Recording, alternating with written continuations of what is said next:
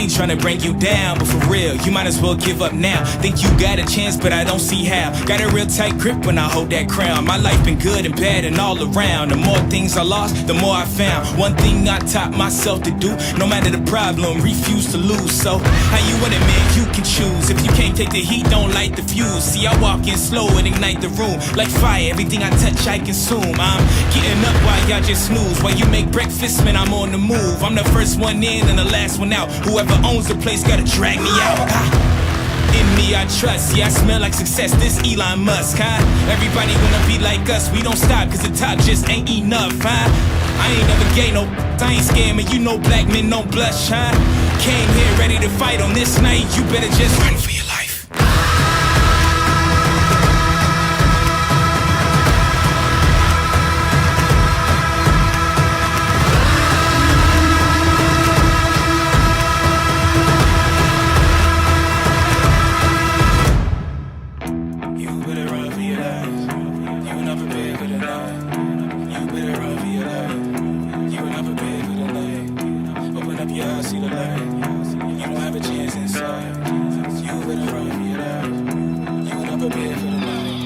Won't you come and see what it's like, living by the rules that you write. You ain't know those lavish delights, now you had no back in sight. All the little lies you recite, just makes all the savage unite. Usually I'm very polite, but I'ma get savage tonight. Even when a dog being nice, every single dog gonna bite. You might think I'm wrong, but I'm right. Just let it get a strong appetite. I'ma let it breathe just a little, give it to you strong, heavy metal. I don't make a sound when I strike. You better just run for your life.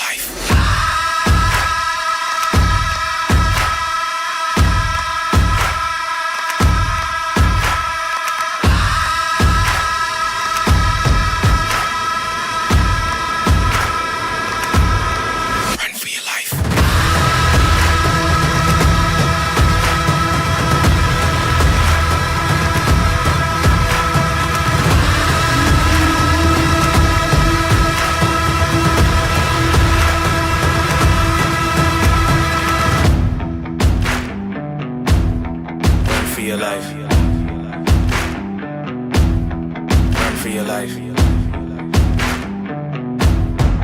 for your life. All right. Welcome, ladies and gentlemen, to the Ward Radio live stream. I am your host, Cardon Ellis. Today I'm joined in the studio by Jonah Barnes and by Brad Witbeck, as well as via Zoom by our friends Luke Hansen, editor-in-chief of Ward Radio News, as well as Ethan Fawcett, moderator of our Discord, one of the many moderators. And shout out to any other moderators that are jumping in from our premiere into our live right now. We just had a good experience, having a lot of fun.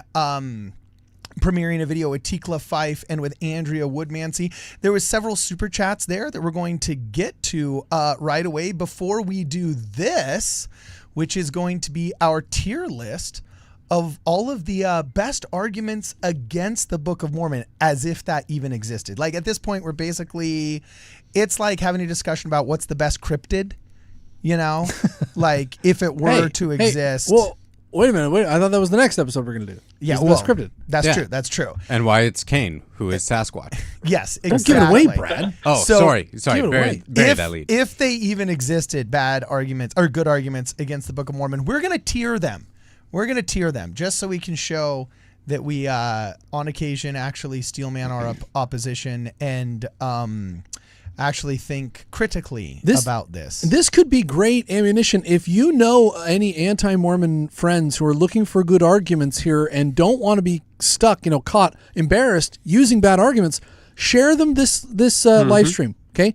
We're going to help out our anti-Mormon brothers and sisters to know what are the best arguments to use against the gooder book. Okay, and before we get started, just really fast, thank you very much for the positive super chats that were on the premiere. I'm just going to jump into those really fast. Pulling up the first two right here. First one is by further light and knowledge, says really quickly, the endowment was given by revelation, can only be understood by revelation, prayerfully thought with a sincere heart. Well, I really like that quote that says, what's the quote about how absence of reason is a place where faith cannot exist? It's like the one that Neil A. Maxwell really liked. Yeah. What's that? Yeah. What's that Absence phrase? of evidence is not evidence of absence. Is that what No, you're going for? come on. No, it's basically where he says like, Luke. It's Yeah. So we talked about this. I'm forgetting it now. is it the one where he says that evidence doesn't give you belief, but an environment that's empty of evidence does not allow belief to be fostered? It's something along those lines. Yeah, that's where we're Yeah. going. That's where we're going with this, man. We got there. That was painful. That was super painful. But yeah, if there's any proof that we do this on the fly and we are off the cuff, there are 6 dudes grasping at straws. Rational argument does not create belief, but it maintains a climate in which belief may flourish. There we go. There you go. There we Yeah, are. your articulate memories right. no Actually just stalling no match so for that my Jonah can Google. it. Yeah. Then Are you still using Google? You're not using ChatGPT? oh, yeah. You mean Bing? You want some hallucinated quotes? Is that what you're saying? That's funny. So second super chat really fast is Further Light Knowledge also says you can't nail someone's wrist to a pole. That was making reference to the Cruce Simple, the Cruce Emisa, or the Cruce whatever, I can't remember. But basically, we only have one evidence archaeologically of crucifixion, though it was replete in the texts of Josephus and many people that visited Rome and Jerusalem. We actually only have one example of somebody who was, I believed, to have been an escaped slave who was nailed to a cross. And there's still a chunk of the iron nail that was in there. Why? Because iron was valuable back then, was probably taken out of the victims. And wood will just decay. And wood would just decay. So for a long time, people thought that maybe the crucifixion of Jesus Christ was an exaggeration or was some kind of romanticized. Or an anachronism. Or an anachronism.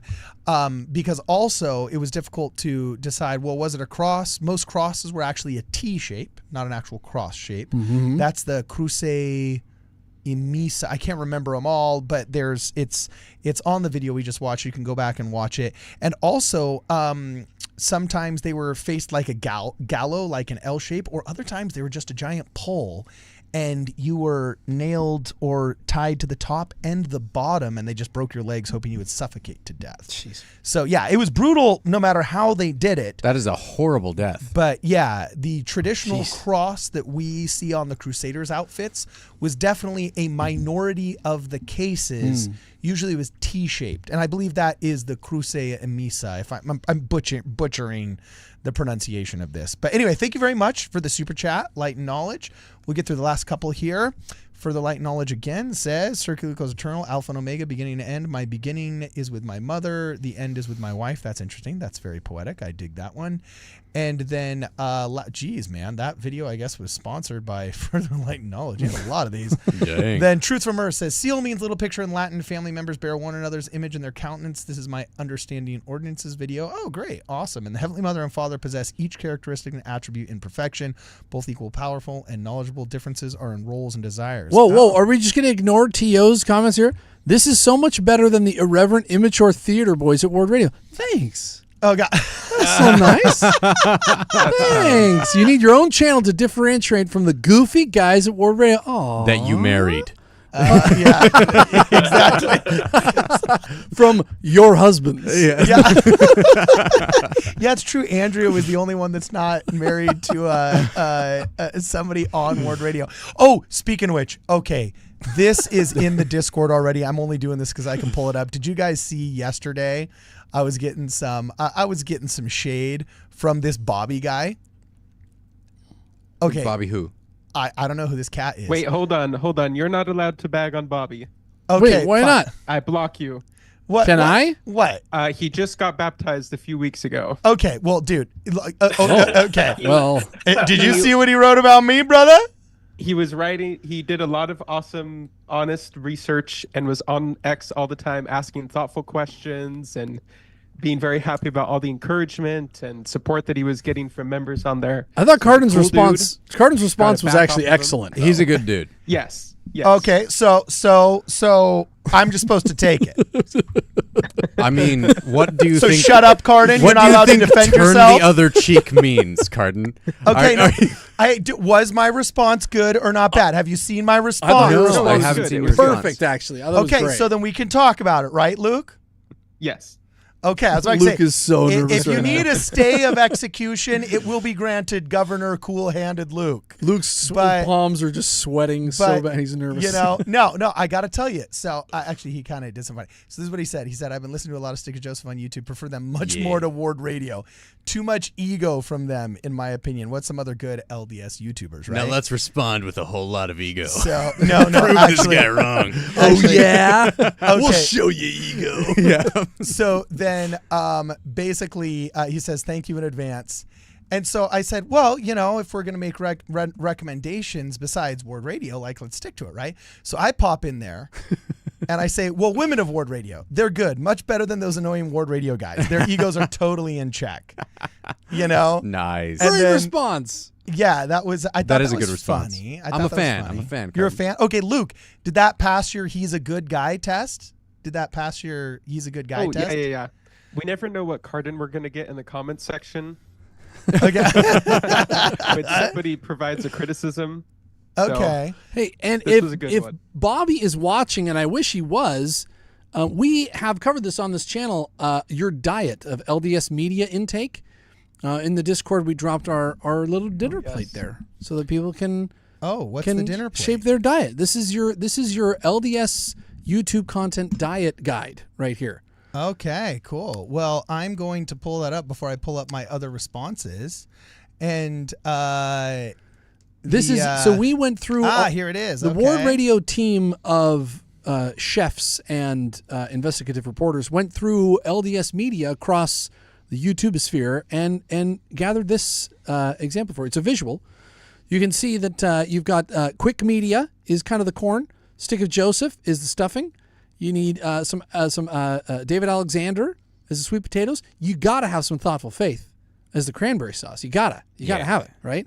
And then there's the Comeback Podcast, little dinner roll, right? Just to fill you up. Look at that. Okay. Now, everything should be garnished with the salt of the Church of Jesus Christ of Latter-day Saints YouTube channel, which, by the way, if you have not been to the Church of Jesus Christ's YouTube channel lately, you need to go lately because they have really come a long way. It's actually, Really? they're improving leaps and bounds.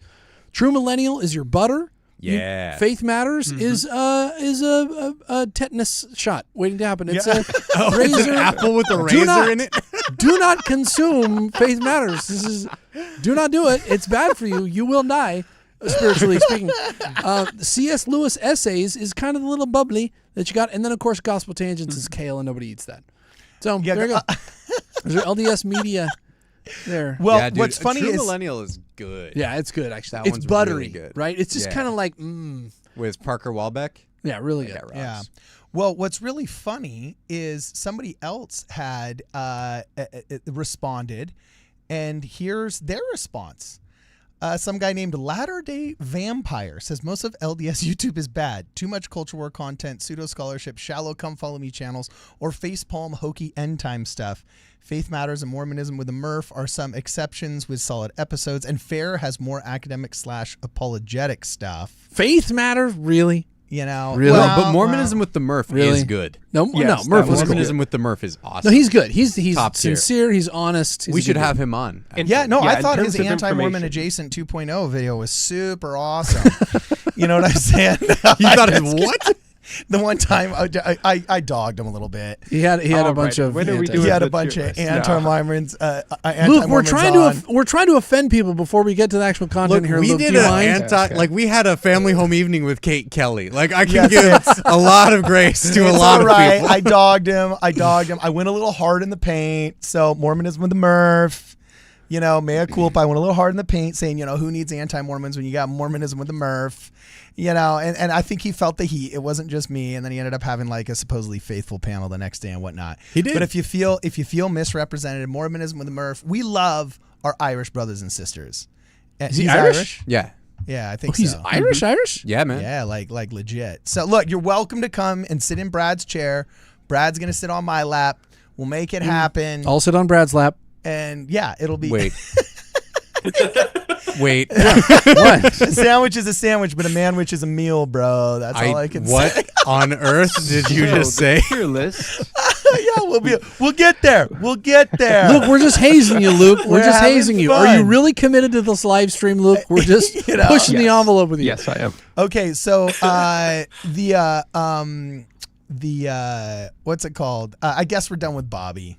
We're done with Bobby. He was nice. I won't say my other response. That was a great Bobby's response. awesome. I think he's a great dude. He's trying to figure things out, right? And Okay. he's looking for good ways to interact with it. And like we've said many times on here before, some personalities are going to mesh better than others, right? And so I think it's awesome that he's looking for more good content from people that he'll mesh with. Okay. Stay away so from that- Faith Matters, Bobby. Don't do it. Don't do it. Stay away from Faith Matters. Don't do I it. will say it was funny when I finally responded. You know, when I finally responded, he was like, "Oh, hey." And I was like, "The pleasure's all mine, bro." Hey, but you know what? But hey, this is why we have wives, okay? Because all of us are hopeless without these women. So And by the way, who's Scott Adams? Do you guys know who a Scott Adams is? Scott Adams Sounds is like, familiar. Well, he No. does say, I do want to stick up for Ward Radio. I've been watching more of their videos while I work lately, and they've covered some really great topics. Ooh. So you know what? Scott Adams, Yeah. you get $5 off our merch store. Oh, For shoot. that. Ooh.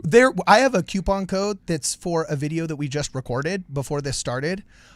In celebration of Crumble and the hit piece done on Mormonism and Crumble simultaneously today, we've created a discount coupon code of Crumble5. Make sure you do not use the E in Crumble. But if you guys want to pick yourself up a War in Heaven veteran hat, you get $5 off wardradio.com merch store if you use Crumble5, and it's the numeral 5.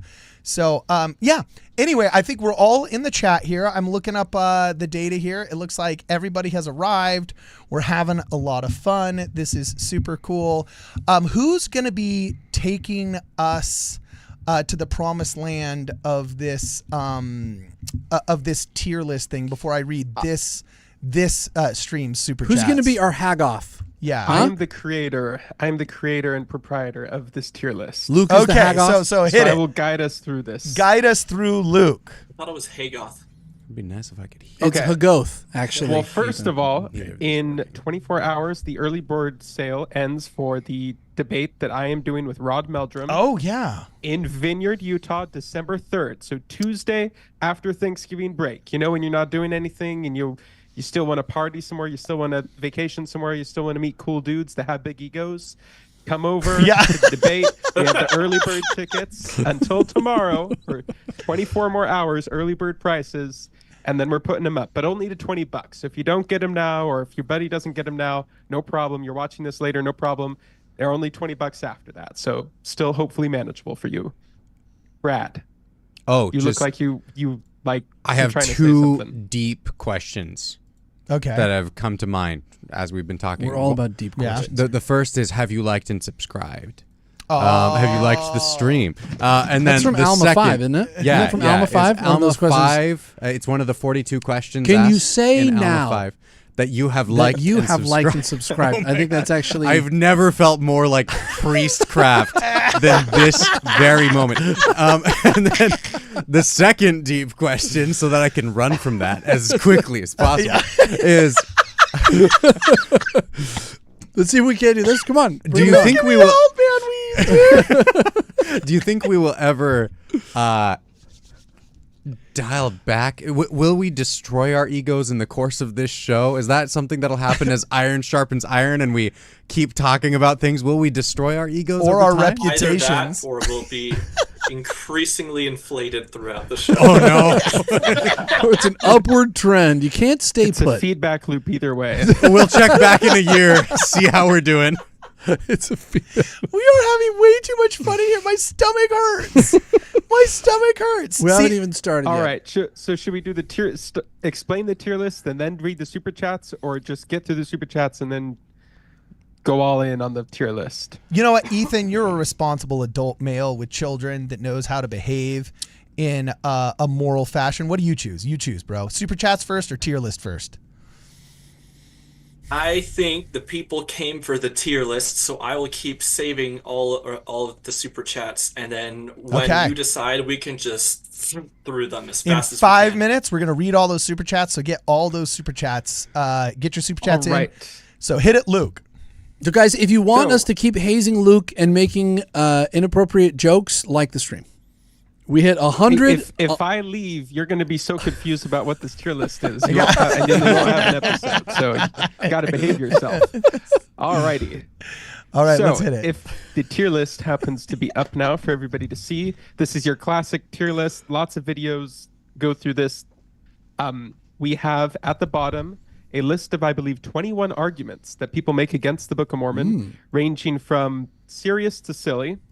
And then we will discuss together and rank them. S tier is the top, then it goes A, B, C, D, and then instead of D, I did OD for outer darkness. So that's an outer Nice. darkness. It's just an Wow. absolutely terrible argument. Beautiful. Doesn't hold any water. And then there's some S that are for like, celestial. okay, I could see you making that in the middle. And then like, oh yeah, that's a pretty good one. My shelf might break on that one. That goes to S tier. Now, Luke, you said that some of these are silly, but all of these are at one point or from somebody were serious. Yes. Claims, Yes, somebody was right? serious. Somebody who was serious made each of these arguments at some point. Yeah. At least they thought they were serious. At least they thought they were serious. And you're going to be populating this, right, Luke? So as we talk about it, it's No, showing you up have on my to screen. populate it. So you click on the picture and drag You'll it drag into it. its section once we decide where it goes. Oh, that's what these pinned images are on the bottom. Yeah, it's cool. Yeah. So each of Oh. those images are the different arguments. So S for shelf breaker. Got it. Okay, cool. I got it. Because it didn't show up as yeah, OD. yeah, there we go. S for shelf breaker. Okay, so the first one, I got to click on it, and what comes up on the pinned images? Oh, when I click on it, it doesn't come up. It's just the image. We're just clicking and dragging the images. Oh, okay, so it's a guy. Oh, I know what this is. This is a still from the Plates Too Heavy video with Aaron you go. Schaffeloff. Okay, That is so a D tier rank. Hey, thing. hey. I'll call it now. I'm just saying. that's a D-tiered one. Well, Luke, tell us what is Steelman, the Plates Too Heavy argument. Okay, so it has a couple of different versions. The silliest version is, well, if there was a 6-inch by 8-inch by 6-inch block of solid gold, that would be 200 pounds. So that means that the golden plates weigh 200 pounds, and Joseph Smith couldn't carry those running from the hill Cumorah to his house. So therefore, it's a made-up story. The more therefore the entire church is false. Therefore the entire Yes. thing is a scam, right? That's Yes, their but therefore. we're focusing on the Book of Mormon right now. Yeah. The more advanced version of it is, okay, sure, I can see how the plates would be more like 50 pounds, but some guy is not going to be able to run full sprint away from people trying to attack him in the dark with a 50-pound sack, and so That it's still a argument false was story. never, ever made by a farmer. Yeah, right. I Honestly. guarantee you, the person making that argument had never lifted bales of hay. Okay. Okay, right. I hear you. All right. So, So are what we are we agreeing? thinking for this one? Yeah, are we agreeing it's D tier? Do all of us agree that it's D tier? Can you put in the live chat what do you think it should be? You need people we want your feedback on this. OD for I outer actually, darkness. for Discord members, I also posted this in the Discord. Oh, really? And so you can like make your own tier list in the Discord, and then I can pull it up and like see Which channel did you put where in? different people ranked it. It's in Word Radio episode reactions. WR episode reactions Yeah. channel, and you Now, put the link I'm in here. actually going to propose yeah. C for this. I think it's bad, but it's not the worst you can get, because at least it's logical to be like, a guy can't run in the dark with holding a 50-pound sack in the middle of the night, running away from people trying to get that sack away from him. Man, that's Luke, really what were you doing that in high does- school? Cross country, man. We weren't carrying anything. It was just lean, mean. Man, that's sad. That's sad when that isn't a D. It is a D, Tier, right? It is When OD. that's not an OD. We can't put everything in D, you guys. It's such a gotta- I ridiculous. can and I okay. will. Look here. I just think Utah needs to level up their night games game. C And for have couch this- potato. See for couch potato. I like that. Okay, we're doing it C tier then. C tier. All right. Okay, so Now, is C there? tier Are we is. going to provide a rebuttal for some of these? Or I mean, we have episodes on all of these, but Yeah.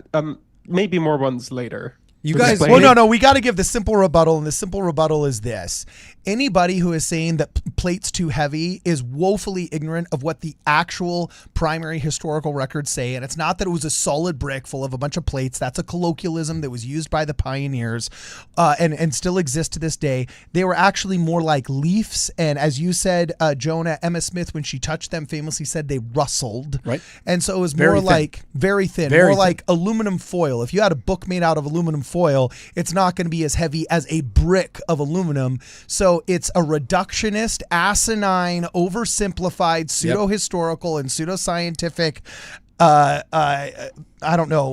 research, done against the Mormon Church. If you say, well, the plates were too heavy, yet all of these anti-Mormons show up to all of our pageants with these big fat bricks of metal, saying, if you can't lift this, then neither could Joseph Smith. Then and the whole he thing was is a false false. prophet. Everything's a scam. Yeah. Yeah, so it's pathetic and it's ignorant, and these. Okay, I'm actually. Elevator out. speech. We're Yeah, just doing the short. We're just doing the short one. Decrease Okay. the ego. All right. What's next? Remove the ego. Yeah. And here's the deal. I will say the quick rebuttal to this is go to the gym. I'm sorry. Post physique, dude. I couldn't even say that with a straight face. Get off the couch. All right, next one, my right, man, and then we'll read the next super one. chat. You guys know what this one is? This one is Mark Twain. I see a picture of Mark Twain. So is this when he said the Book of Mormon is chloroform in print, so it's so boring it can't be true? Yes, except I think the Book of Mormon Witnesses should be the picture before that. At least it is on mine. Oh shoot, you're right. There's the Book of Mormon Witnesses. Do you I'm have sorry. this up for the Yes. audience to see? I do. Yes, I'm sorry. I was Okay. looking at the wrong I have a little thing. bit of a delay on my. Yeah, so here it is. So the second one is, yes, the book cover of the Book of Mormon Witnesses. I'm sorry, I thought that was all one picture. Book of Mormon Witnesses that has got to be outer darkness. That is one of the greatest evidences for the Book of Mormon. Let me give you Right? an Am I argument. right? Maybe let me give you an argument for why this is a higher tier one. Okay. Okay. I think this could go C tier, possibly B, because what happens with this one, the way that this one every time, the way this one goes down, is they're like, okay, yeah, there are witnesses who signed the documents, but did you know they didn't really sign their own names? It was Oliver Cowdery who did it, and he wrote down all of their names, leaving out the fact that it was for the printer's manuscript. He wrote down all of their names, and so they didn't even really sign their statements. And there's this one guy who says that one of the witnesses one time told him that he saw it with his spiritual eyes, and that really destabilizes people because they start thinking, oh shoot, was he actually just, did he not really see? Was it just a visionary experience? And they leave out the fact that that witness specifically refuted that story and said, no, I saw it. I'm talking about a spiritual experience I had, but it was a physical experience, like as tangible as we are right now, right? Right. One of them had it carved into his tombstone. His witness.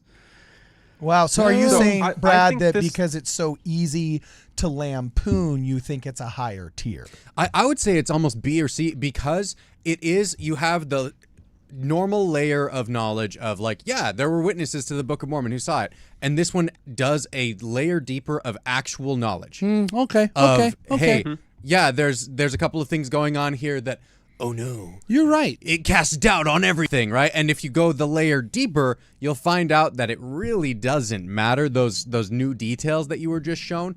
But because of that, I'd put it in like B or C territory. That's a good point, actually. Okay, so B Yeah. tier it is. B I tier put it in is. B because there's Yeah. people who try to make serious arguments and they still stick with this one. Some of these other ones are just completely silly, and so I would argue for B for this one. You know, Awesome. Jeffrey We're on the same page. Dr. Jeffrey Thane did a marvelous presentation on it isn't actually the facts that shake your faith, it's the feeling that you're being lied to that shakes your faith. And I think this speaks to that. It kind of makes you think like, oh, I thought I knew the full story, but there's more and they're hiding it from me. And maybe that's why I think it's a good point. Yeah. Well, I will put it then in the B tier. and we'll continue on to the next one. Luke, hit it. So the next one, now we've got Mark Twain up, and then we'll read a super chat. Ethan, if you could pull up the first 2 super chats after this one, that'd be super appreciated.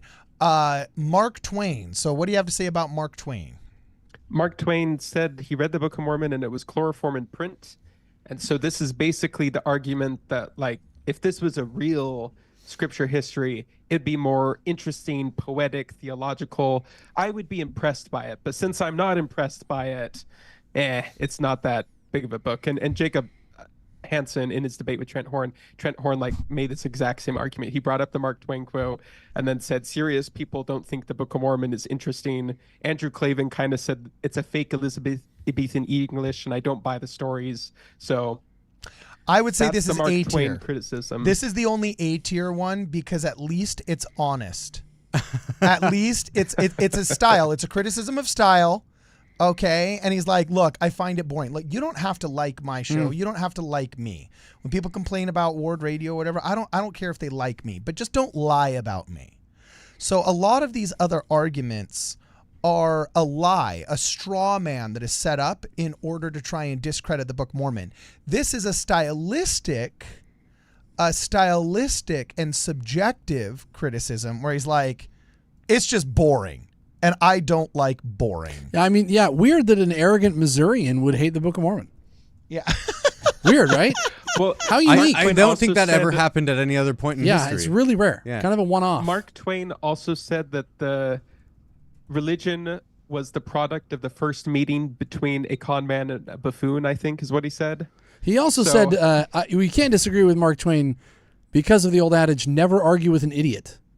Oh, so, brutal. Tell you what, Mark, we're going to give you this one. Hey, well, we need an A tier up there. So I say A tier. What do you guys say? That's interesting because for me, it's like, okay, so your personal opinion is that it's not true. That's not really an argument. It's just that you decided to not like it. That I don't understand how that's even an argument. I don't get how it has any power or validity, right?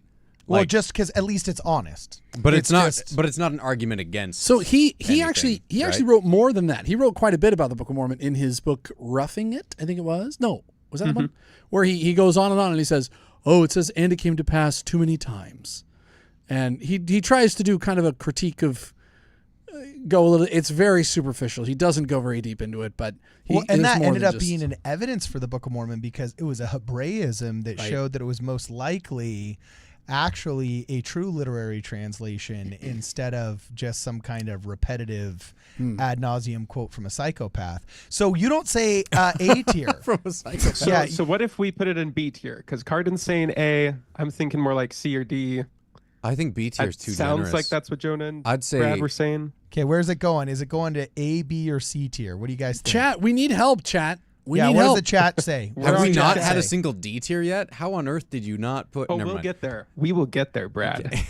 Oh, whoops. You know, and by the way, spoiler alert to everybody watching this, all of these will actually end up being evidences for the Book of Mormon if you look deep enough. Just FYI. That happens to every anti-Mormon claim, is that the more you look, the more you peel back, you go, actually, this is an evidence for the Book of Mormon. So, just spoiler alert. That's what's going to happen. All right. Awesome.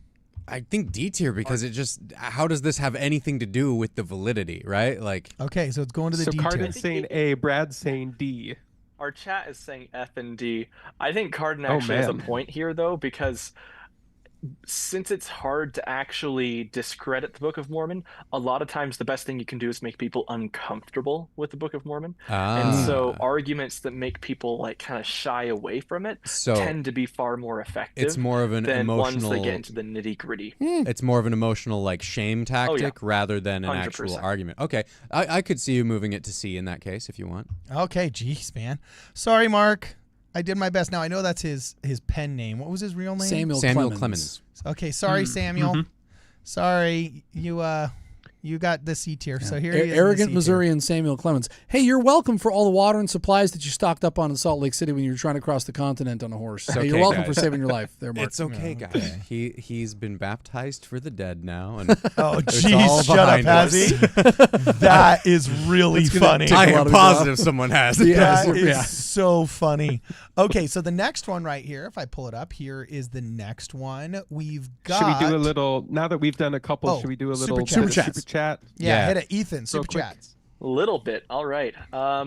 We got Gerbrecht, $10. I watch Ward Radio specifically for the ego. Okay. I watch because it's delivered in a style that's fun and shows that we are a happy people. I see too much of the niceness culture in other shows. Oh, He is a Honestly, fan. Same. That's by what the got way, me watching. I want to do a competition. I just thought of a competition right now, and I don't know how we execute this. Maybe we have to have it on the Discord. But you know the niceness culture voice? Like, one of my buddies got a job in the church office building, and he said, I had to get used to the administrative niceness culture voice, where like when the meeting starts at 7, there has to be chuckles and jokes that we won't start till 7:05 because we're so patient and we're so nice. And then when people come in, they'd be like, oh, glad to see you here, brother, even though you're a little bit late. You know what the punishment is? You get to say the opening prayer. You know what I'm saying? On all that, like, you know, niceness culture, like just like chuckle niceness. And he's like having men talk like women. I'm sorry, having just like, you know, that kind of administrative, like, oh, well, I just, and he had to get used to the ad nauseum use of just. Like just before something. Well, I just think, or I just want, or I just. And he's like, I had to get really used to the word just. So, yeah, like we don't use just a lot here. Now, just in zeitgeist. case. I think what you meant to say, Cardon. I think what you meant to say was we don't use just here a lot. You know what I'm saying? Yeah, baby. Yeah. Can we, back on the Mark Twain thing, can we counter him with Charles Dickens? Oh, Someone in the chat was saying to bring up this quote. This is an awesome quote by Charles Dickens. yeah. I'm having a hard time finding the full one, but I think that this is the right one. He says, what style of British was he? Upper class? He was pretty upper class. well, he's upper class now.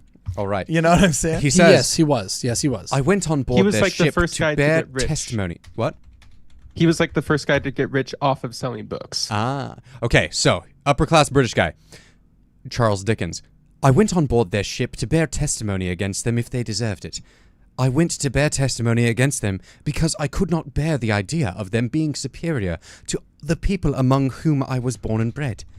But I found them to be the pick and flower of England. Yeah. Oh, yeah. So this story is they're in Liverpool, and he happened to go to Liverpool, and that's where all the ships would depart for America. I know this is where the Barneses came from. We came through Liverpool, and all these members of the Church of Jesus Christ of Recent Converts would gather there, and there'd be just hundreds and hundreds of them, and the docks were the most just horrible place, septic place, not just dirty and awful, but people would come to rob the members of the church. They'd come to pick their pockets and all these things. So they'd have to all huddle together. So there'd be whole, bottom floors of warehouses there where they'd all be waiting for their ship to come, all these members of the church. And so Charles Dickens happened to be there in a hotel, and he goes down to see the members of the church to testify against them.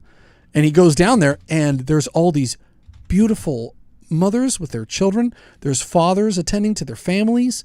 There's upper class and lower class, and everybody's singing hymns together. And when they depart on the ships, they turn around and they sing, what's the Britain, farewell Britain, some hymn that they would sing. And Charles Dickens was really struck by this, and he's like, oh my gosh, these aren't just good, clean cut people. These are industrious people. These are the pick and flower of England. These are our best people leaving. And he turned from being, this was a politically charged issue, having people leave your homeland, leaving England. How dare you? You're a traitor to your country. It kind of flipped him over, and he was like, actually, we were traitors to these people, and they're leaving us, and we deserve what we're getting by having them leave. So I got to tell you, as a Californian, I resonate with that, man, because I'm torn. There's some people I see just leaving because California, wokeism, the lockdowns forced them to shut down their businesses that didn't need to be shut down for 18 months. I knew kids that lost 2 seasons of sports. They had promissory notes to go to UCLA, to go to USC, to go to BYU for swim. And the wealthy families, there were wealthy families buying homes in Lehigh, Utah, so their kids could go play on the Lehigh, Utah football team, the Lehigh, Utah swim team, the Lehigh, Utah, wrestling team or whatever, just so that their son or daughter who already had like a promissory note from Yale or a promissory note from the swim team at BYU or whatever, so they could keep practicing, keep playing, so they wouldn't fall out of the mix. And there was other kids from poorer families that couldn't. If your dad was a cop, your dad was a plumber, your mom was a nurse, and you couldn't just move, you lost your junior and your senior volleyball season. And by the time UCLA volleyball team was recruiting again, they're not feeling obligated to go 2 years into the bench. No, they're getting the new seniors. It destroyed people's lives. So there's Californians that left. I'm like, man, I see why you leave. Now, there's others that were just plain old pansies. Weak sauce. I can't say this word because I've committed to some of the more conservative members to stop saying. We know what you mean. We know what you mean. We know what you mean. That word. It's all right. You know what I'm saying? But that's what they were. There's a lot of cowards and pansies that left, and because they're greedy little bastards. Sorry, because that's a different word I said I'll stop saying. But you know, like, yeah, they're weak sauce fair weather Californians, right? Not hardcore. But some of the people, I feel like, man, we betrayed them. Like California betrayed them, and I don't blame them. The others, I'm like, you're a greedy bastard. Sorry, you're a greedy banshee that wants to go somewhere else. You know what I'm saying? So freaking, like, forget you. But I feel that one. So anyway, okay, keep going. Next super chat. All right. Let's see, where was I? All right. Further Light and Knowledge again. He says, my second favorite YouTube channel is Travis Anderson's Missionary Discussions channel. Best LDS debater and apologist ever. Oh, really? It's I haven't heard a lot about him. I've only seen a little bit. Well, on our channel, watched he has any the of that. audacity to say we're not the best. How do I block this guy? Yeah, get him out of here. Who said that? Further Light and Knowledge? He said his 4 second super chats favorite into the night. How do I? Oh, his down, second everybody. favorite. Oh, he Calm just down. redeemed himself. I got to unblock him. No, I'm just kidding. Travis is good. He's actually in the ward like one over from me or so. Oh, really? Oh, really? Mm-hmm. Hey, can you get him on the show, bro? Just walk over during the sacrament meeting or something? Oh, people have been asking all the time to get him on the show. Really? We're going to make that happen. Let's After do the it. debate. Because we're focusing on that now. And Okay, the tickets are available for 24 more hours at the early bird price. Okay, and I'm also putting up the thumbnail. Every time you say that, I'm going to put up this thumbnail, bro. P.S. Oh, and I put the link in the description. Oh, you So are the link's awesome, already in the Luke. video description. Now, Good work. P.S. Luke, can I say you need to wear glasses inside of the studio more often? Yes. Like, that is just way This cool, was when, bro. if you did not see Luke Hansen reading the script for the Heretic movie, it was a fantastic episode. Luke, like a boss, puts his feet up on the table and read the script, and it was delicious. And Okay, by the cool. way, the people who were doubting, that script is actually exactly what happens in the movie.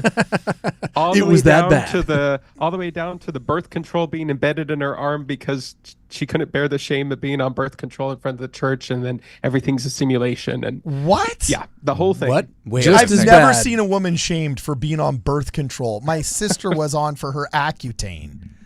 Like that. Yeah, my That's- sister was too. Yeah, that's the stupidest crap that can only come from atheistic 2.0 Gen Xers drunk on their own self-admiration, standing on the shoulders of giants thinking they're flying. What boneheads.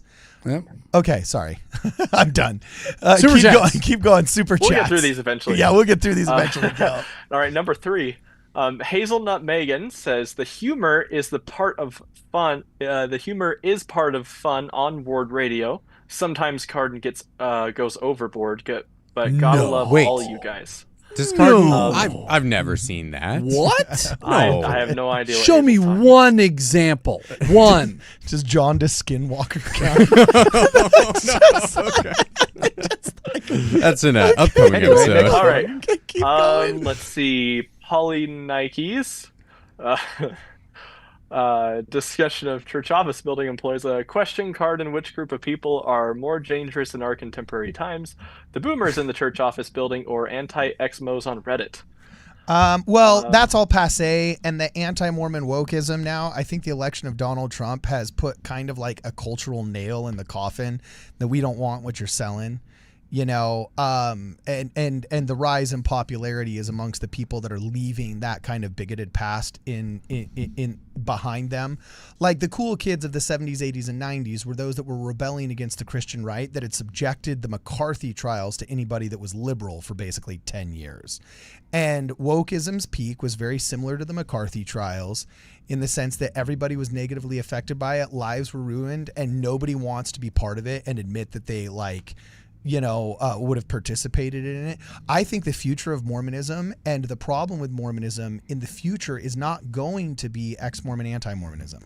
In the 90s, it was evangelical anti-Mormonism. In the early 2000s and the 20-teens up until COVID, it was ex-Mormon anti-Mormonism. I actually think the biggest demon we'll be fighting in the next 15 to 20 years is going to be relevance.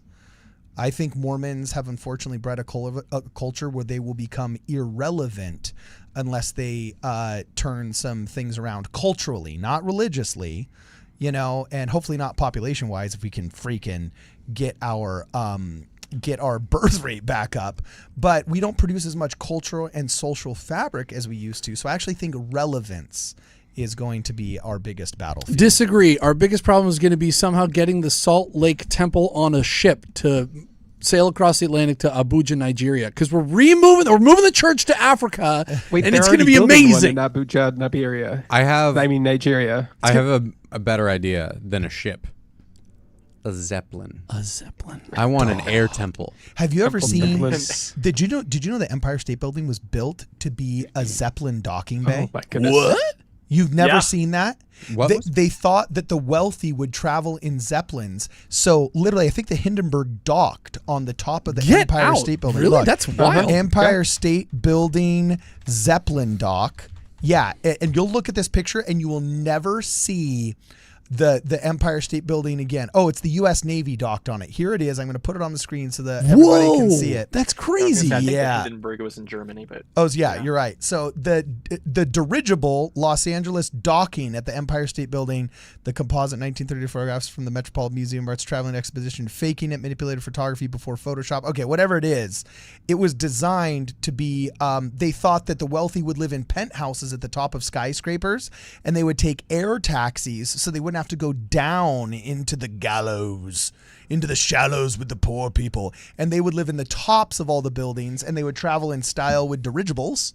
Meanwhile, the poor people would be down low. That's wild. This is, of course, all in preparation for the eventual SS Nauvoo, which will be a temple on a spaceship, right? Yes, that's a generation launched ship from to go to the planet Zion. Yeah, to go to the planet Zion, launched from Starbase Kolar. No, so we can do you one better in Starbase the Discord card. The most goodness. recent thing in the Discord. I don't know if we're gonna finish this live stream. Is actually Luke. Hey, well, you're here to stay, Luke. All right, dang it. This is a picture of the USS Moroni aircraft carrier temple.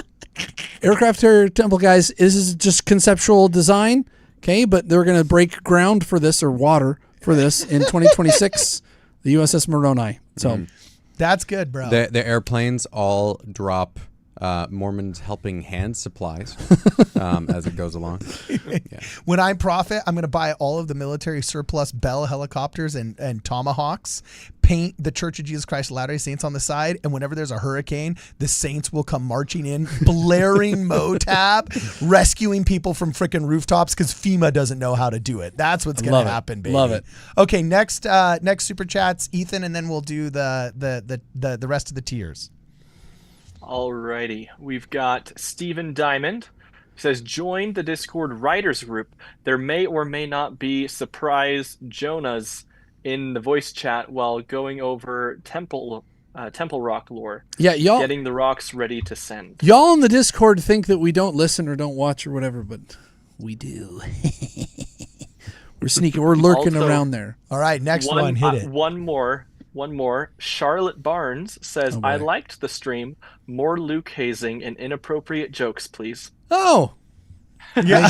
I agree, sweetie. Wow. All Jonah right. found one person to agree with him. And I married her. That's funny. So, all right, Luke, let's hit the next three really fast. Next three. Super chats? Or No, next three tiers. Tiers. Sorry, yeah. Oh, very briefly, 10 people were gifted memberships, so throw 10 W's. 10 Welcome W's. them into the Ward WX10. Radio Wigwam. All Okay. right. Here's a fun one for the next tier. Is this Captain Kidd? Captain Kidd. Oh gosh. And Jonah very kindly reminded me of this one. So this one is the theory that there is. Tell me how it is, Jonah. There was an island called Comora, or the capital city of the island Moroni was called Comora. No, in Madagascar. Madagascar. There is an yeah. island called Comoros, and Right. on it there is a city called Moroni. Oh my! It's all fake. It's all fake. That's it. I would add in, like, Joseph Smith got the name of it. There was this whole list that's in the CES letter, and it's like Joseph Smith got the name of this Jaredite king from a post office You're right. Yes. 60 Yes. miles away that wasn't going to be open for 10 years. Yes. That's where he got the name. So good.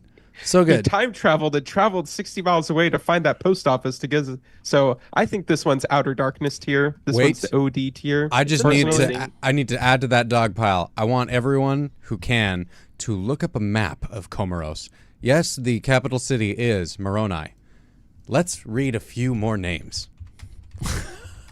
Fumbuni, Oh, from Domoni, Fumboni. Famboni. There are several Onai cities The prophet Famboni. in Comoros. There's Mavagonai, Muvonai, Mikazi, Moanai, Salamani, Zividani, Bahani, Bahanai. Bahanai, Bahanai Moriankamer. Koimbani, Chamonai, Sambi Madi, Demani.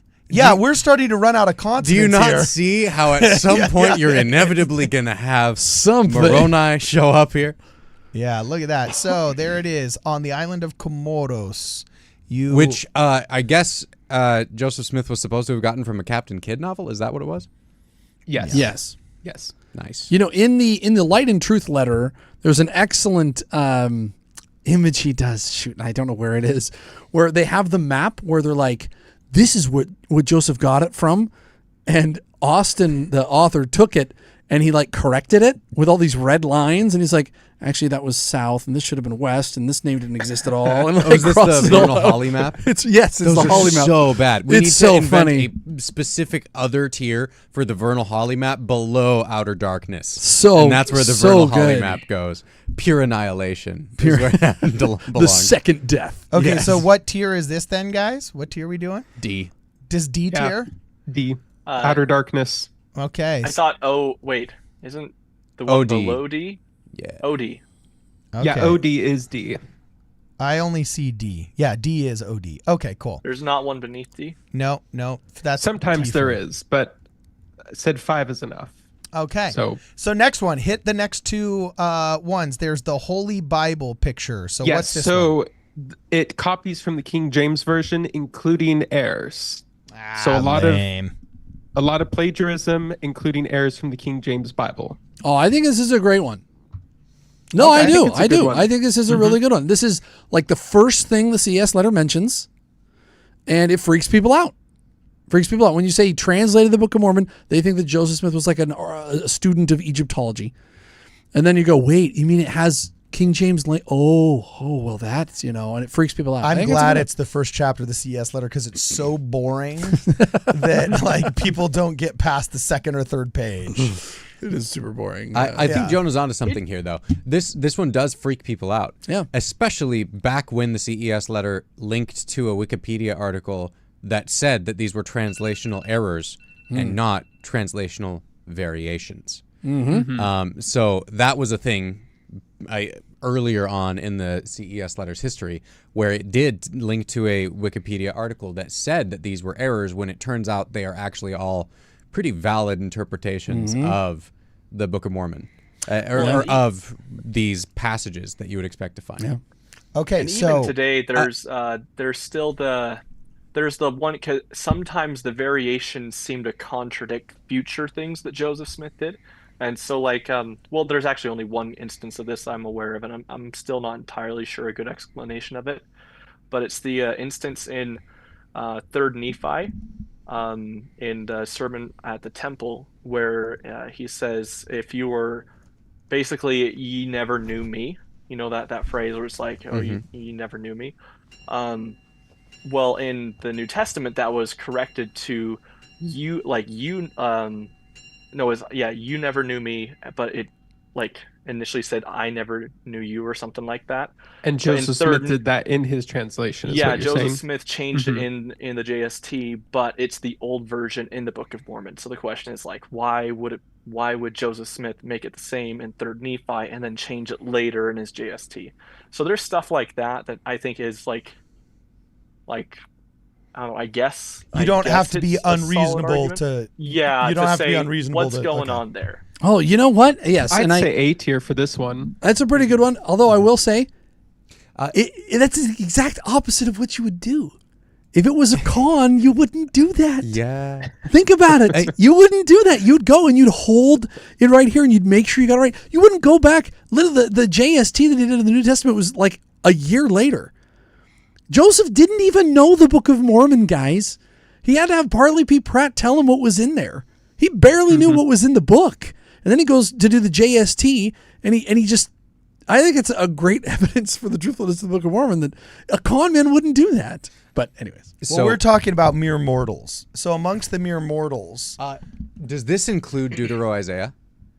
yes. Yes. Luke? Yeah. If it includes Deutero-Isaiah, I would say this one's S tier. Okay.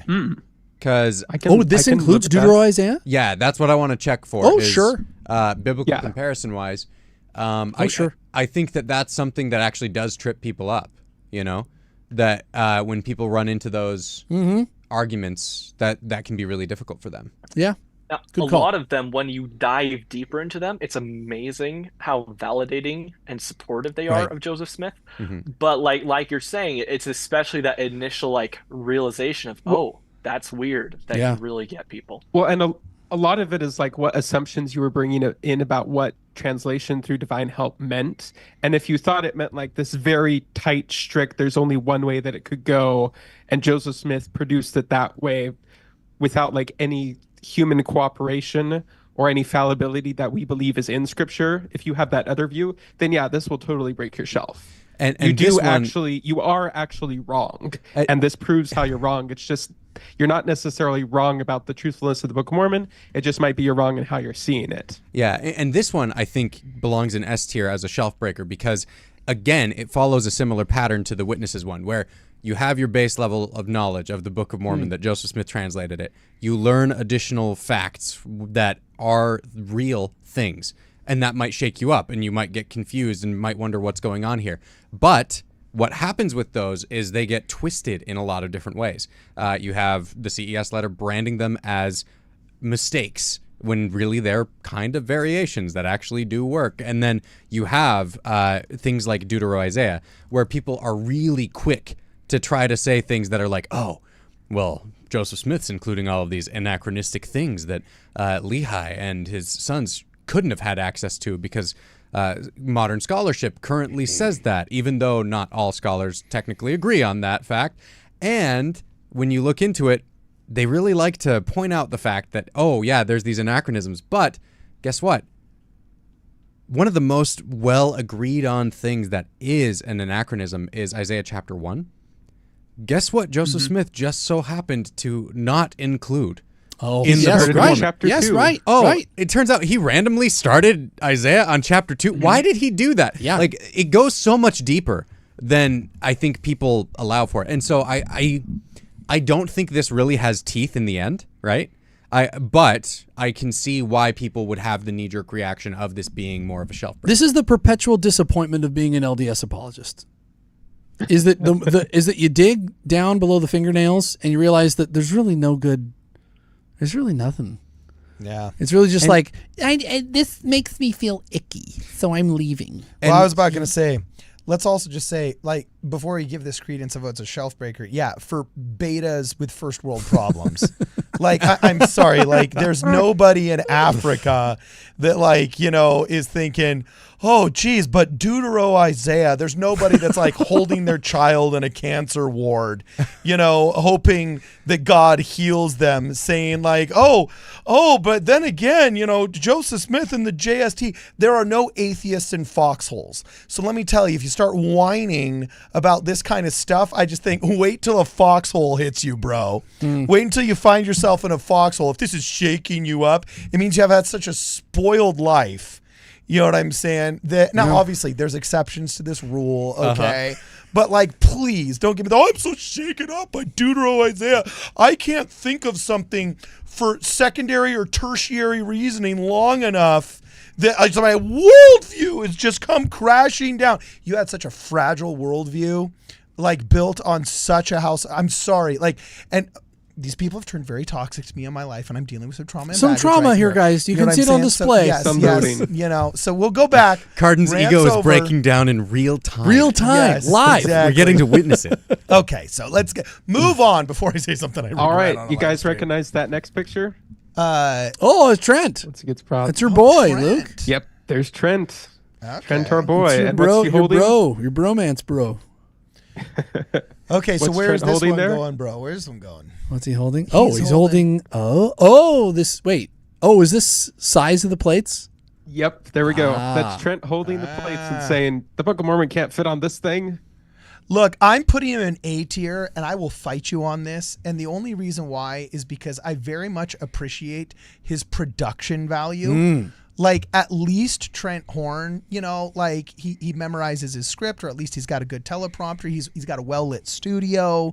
He's a handsome fella, I just feel morally obligated to put any argument that he makes in the A tier, just for Because style you have a man points. crush on him. See, this is why it's fun to do this in a panel, because people have very different approaches. Cardon's like, he's handsome and he's good at reading off a teleprompter, so A tier. Okay, what do you guys think? I'd argue A or B for this one, because ultimately research has been done on this, and people like Jerry Grover have shown that it's possible to put it on the plates, and how thin they'd have to be, and how that's actually possible to manufacture. But that is kind of a rabbit hole that you need to go down to get there. And if it's just on the basic, I couldn't hammer metal into strips thin enough to fit in only this small area and be able to write the entire Book of Mormon on it, that does seem really hard. So maybe Joseph Smith just made it up, especially since half of them are sealed. I'd put that in A or B personally. Okay, I think B at the highest for me, because the only thing this one has going for it is that people don't want to do math. That is what it has going for it. Brad. Yeah, no, literally. You have people like Trent Horn going on and being like, I did the math, and the math says that the Book of Mormon can't exist. Check. All hail math. Science bless America. And it's like, guys, stop for a second. Check all of your assumptions. Let's figure out why it is that you're looking at these things these different ways. And I don't know. When I saw Trent Horn's videos on this, they fell very flat for me. But I mean, I can see why someone would fall for it based on the veneer of professionalism that it has, because he's like, we're going to look at all of these different things, and we look at these plates of Darius, and I'm going to leave out the fact that the plates of Darius, even though I'm saying it only says this long of an English phrase, it repeats it 3 times in 3 separate languages, but I'm going to leave out that fact and say, it covered this. So yeah, when you're dumb, it works. So I'm sorry, that's mean, but so I would not say expecting Brad to go off on that one. I would say this one makes me mad, because I think you have to be looking for reasons for the Book of Mormon to not fit in order to come away with the conclusions that someone like Trent has. So this is why I would put it in the D tier. I don't think this has ever rocked a testimony in the history of its usage. Ooh, good point. I don't think anybody has ever been like, wait, what? You mean you can't fit that many? Oh my! And they're heading I don't think it's ever happened. I think this is a convenient thing that some people try to use to sound pseudoscientific about the reasons they're leaving the church. But I don't think this is ever actually claimed to scalp.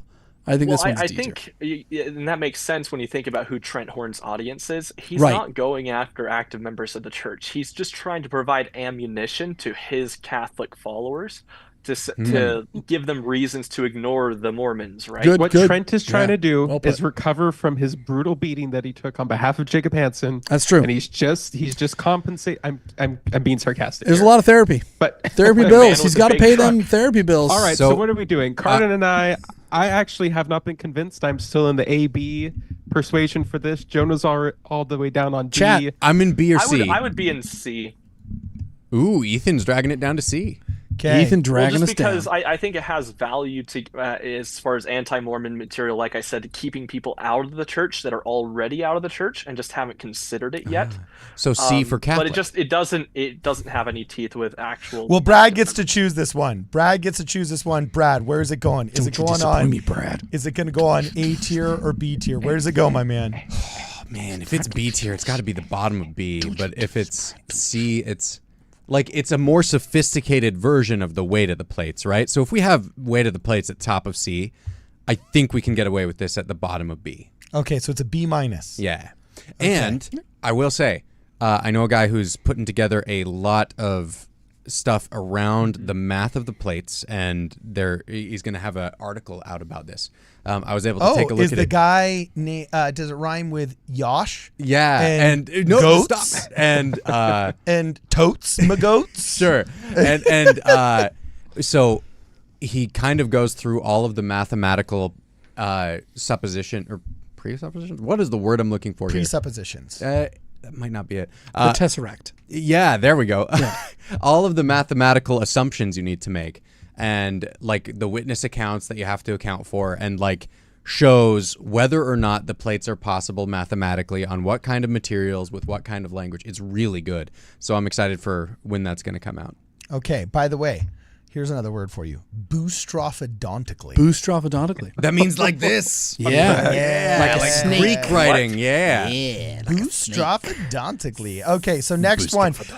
Next three super chats, rattle them off. If you don't mind, Ethan. Super chats, Alrighty. Chase Johnson says, "Where on the dinner plate is 'Hey there, friend'?" I have seen that before. I don't remember. You need actually more don't than. know I think what you that need more is. than 2 videos to get on the. Oh, he's Cardon reacted to it a while ago. It was that guy that he had like one video, but it was like pretty high. It was so quality. good. It was excellent. But you remember. you need. Oh, I brought it. I brought it. But I mean, it's Okay, only. yeah. He's one, done a second one one. video. Yeah. Yeah. Just need a little bit more. It was great. It was awesome. Just need a little more. Okay, all right. All right. That's fair. Stephen Diamond says, "So scripture tier list may actually happen, right? And award radio meme review. Anything you want in the Temple Rock care package. Oh, this is your time to make a request card." Oh, Temple Rock care package. Do you have the Gezalem? What's Gezalem? He's talking about the Gazellum, stones, bro. A stone. Do you have The sea Gezalem? stones. A stone. He's saying gazilum, just Oh. with the Joseph Smith. emphasis on an odd syllable. That was funny. It's Salable. Okay, no, Syllable. what would I want Oui, oui. in a Temple Rocks care package? Oh, actually, you know what? Put it in some kind of container that can be easily stored and grabbed so it can be like displayed when I show people like, hey, these are Temple Rocks, bro. Maybe not just like the rock physically exposed. If it can be in some kind of like display case, just something tasteful, minimalist, doesn't have to be expensive or big or anything like that, but just like a small little display case. That would be good. Okay, that's all I need. Oh, and a gift certificate to Crumble in celebration right. of jaundiced skinwalker's hit piece of the Church of I Jesus should Christ never of have let Latter-day you- Saint Of our today. nefarious crumble Yeah, no, empire. right. Say it. Okay, so next All right. one. Keep going. Lastly, C. Layton says, "What about Sir Arthur Conan Doyle? He wrote A Letter in Scarlet as a hit piece on the church. He specifically mentions the Danites in the book." Which he later Yes. apologized for having bad sources at the time. Oh, really? He did? And then they left it out of So I've heard. things like the BBC series. Oh, yeah? Oh, dude, that's got to be another episode. Tell me more about I mean, that, Luke. and it was modern, so it wouldn't have fit in anyways. But Okay, well, look at this. Sir Arthur Conan Doyle. I've got 3 future episodes that I want to do. Hit piece on Mormons Retracted. You guys have some really, really cool stuff that you've mentioned today that I would like to dive deeper into in future episodes. So anyway, next one. Hit it, Ethan. All right. Polly Nike says, I'm not sure who got Cardon to self-censor, but that request is a tragedy, and you will be punished eventually. The strip In the eternities. It's nobody's gotten me to censor. It's just I'm doing a better job out of my ecumenical love for my neighbor and in conjunction with Matthew 18 to try and delineate between the stripling boomers and the lazy boomers. And so just like there's lazy learners, there's lazy boomers. And just like there's stripling warriors, there's stripling boomers. And so I'm going to try and make sure that, we delineate between the two. I would just like to With point that out, said, you beta. No, I would just like to say, I just want to point out, and this might need to be a bigger conversation sometime, but the boomers ain't working anymore, man. what? The boomers are out of the workforce. They're now, retiring. Man. So church office Mostly. building, I'd actually be willing to bet the church office building is minority boomers at this point. Well, no, Gen Xers, man. That's It's why I all said Gen Xers. Gen in the Xers. future, relevance. We have to rebuild from the ashes. You know what I'm saying? And niceness culture still pervades a little bit. There's an echo of the boom that still can be heard, right? It's not as bad as it was 5 years ago. It's not as bad. And it will get better precipitously, okay? I estimate the church within 3 to 5 years in North America is going to be drastically different than how it was even 3 to 5 years That's why ago. we're sailing to Africa on an aircraft carrier. Okay, cool. Awesome. Let's go. Next super chat, hit it. Right, Jacob H says, "What should I debate Travis on? Title match?" So this is Jacob Hansen. Is Jacob Hansen's Jacob account Hansen? just Because Jacob H? somebody said he's the best debater in the church. Is Jacob Hansen like, hey, Oh. wait a minute. Jacob's like, hold on. Hold on here. I actually don't know what title match means. I think that he What do you debate on? maybe open theism, because I still Oh. don't know what it is, and at this point I'm too afraid to ask. So if you could debate him on it so I understand what it means. Does God exist in time? Wait, who's That's Travis? what I was going to say. Wait, The it says concept Travis of Hansen. time, because that Thoughtful Saints Facebook group is blowing up about time right now. Really? Wait. Probably what it So, is. okay, but time is the diaper that God created for men to sin in. That's about it. See, that's what I would say, but Yeah. Jacob apparently So you're the has God some outside kind of time. Oh, wow. Jacob does not say that. Y'all think God's outside of time? No, Oh, yeah. no. I'm saying that like That's what it there's sounded like Cardon said. well, no. Okay, so here's the deal. Like there's two thoughts. There's two. I don't think you're I know, crazy for believing these two options. I mean, I know the There's thoughts. one is that time is eternal, God is eternal, God is subject to time, just like you can't tell God to make a round square. He can't make, he can't lie, because if he would cease to be God. You can't make right? a funny female comedian. Yeah, okay, exactly. It's Good. just impossible. It's Oh, just no. not a thing. Yeah, sorry, It Riley. just can't happen. Hey, She skipped there out. are at least 2 funny female comedians. How dare you? Yeah, Two. that's- No, And there they're are actually both some really lesbian. funny ones. Oh So, my no. goodness, Cardon. No, there are some good female comics. That's another episode. So yes, of course there are. But so there's the thought that, okay, well, there's eternal laws, God is subject to them, he is omniscient, omnipresent, and all the good omnis, okay? And if he were to so what happens is, that's a response to oftentimes anti-Mormons say, because you guys have the concept of apotheosis and that man can become gods. There was folklore that developed in the 1800s saying that, okay, well, if men can become gods and can grow to be like gods, and he is our father, then who is the father? And who is the father's father? And they start thinking that just because the graph goes this way up, that it also must symmetrically go that way up, which means God must have at one point have been mortal, and also must have been a sinning mortal, and then also must have been a baby, and then they start getting all of this kind of like cool folklore, and what happens is there's nowhere in the doctrine of the Church of Jesus Christ of Latter-day Saints that said like God was ever base and vulgar and just like matured out of it. You're so far away from where you began. But it's easy to believe, though, because, for example, Joseph F. Smith said famously in conference, well, as man is now, God once was, and as God is now, man may become, which is a beautiful and poetic way of personifying apotheosis. But it's misconstrued. When he said, as man is now, God once was. What he was talking about was the beautiful condescension of God when Jesus Christ came down and man, like God, became flesh, as it says in the book of John, right?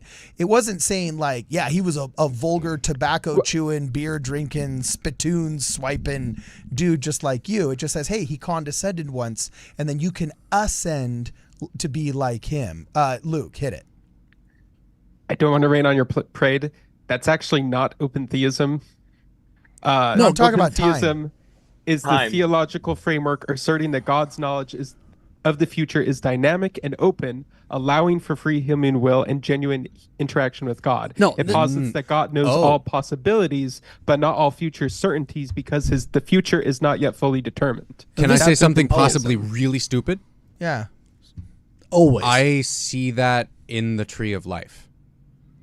I think that the tree of life is kind of a map of how reality functions, and the trunk is the present, and all the branches are the future, all the roots are the past, and God sees all the future possibilities, right?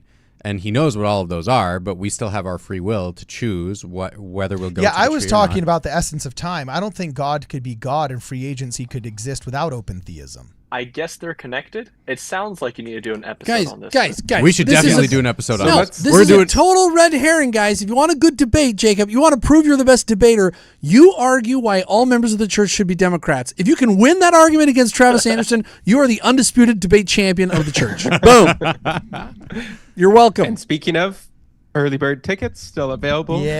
December 3rd, Vineyard, Utah. Yeah, here's the thumbnail. Okay, next super chat Down there. Oh, wait, I just have one more right. question. Yeah, hit it. Oh.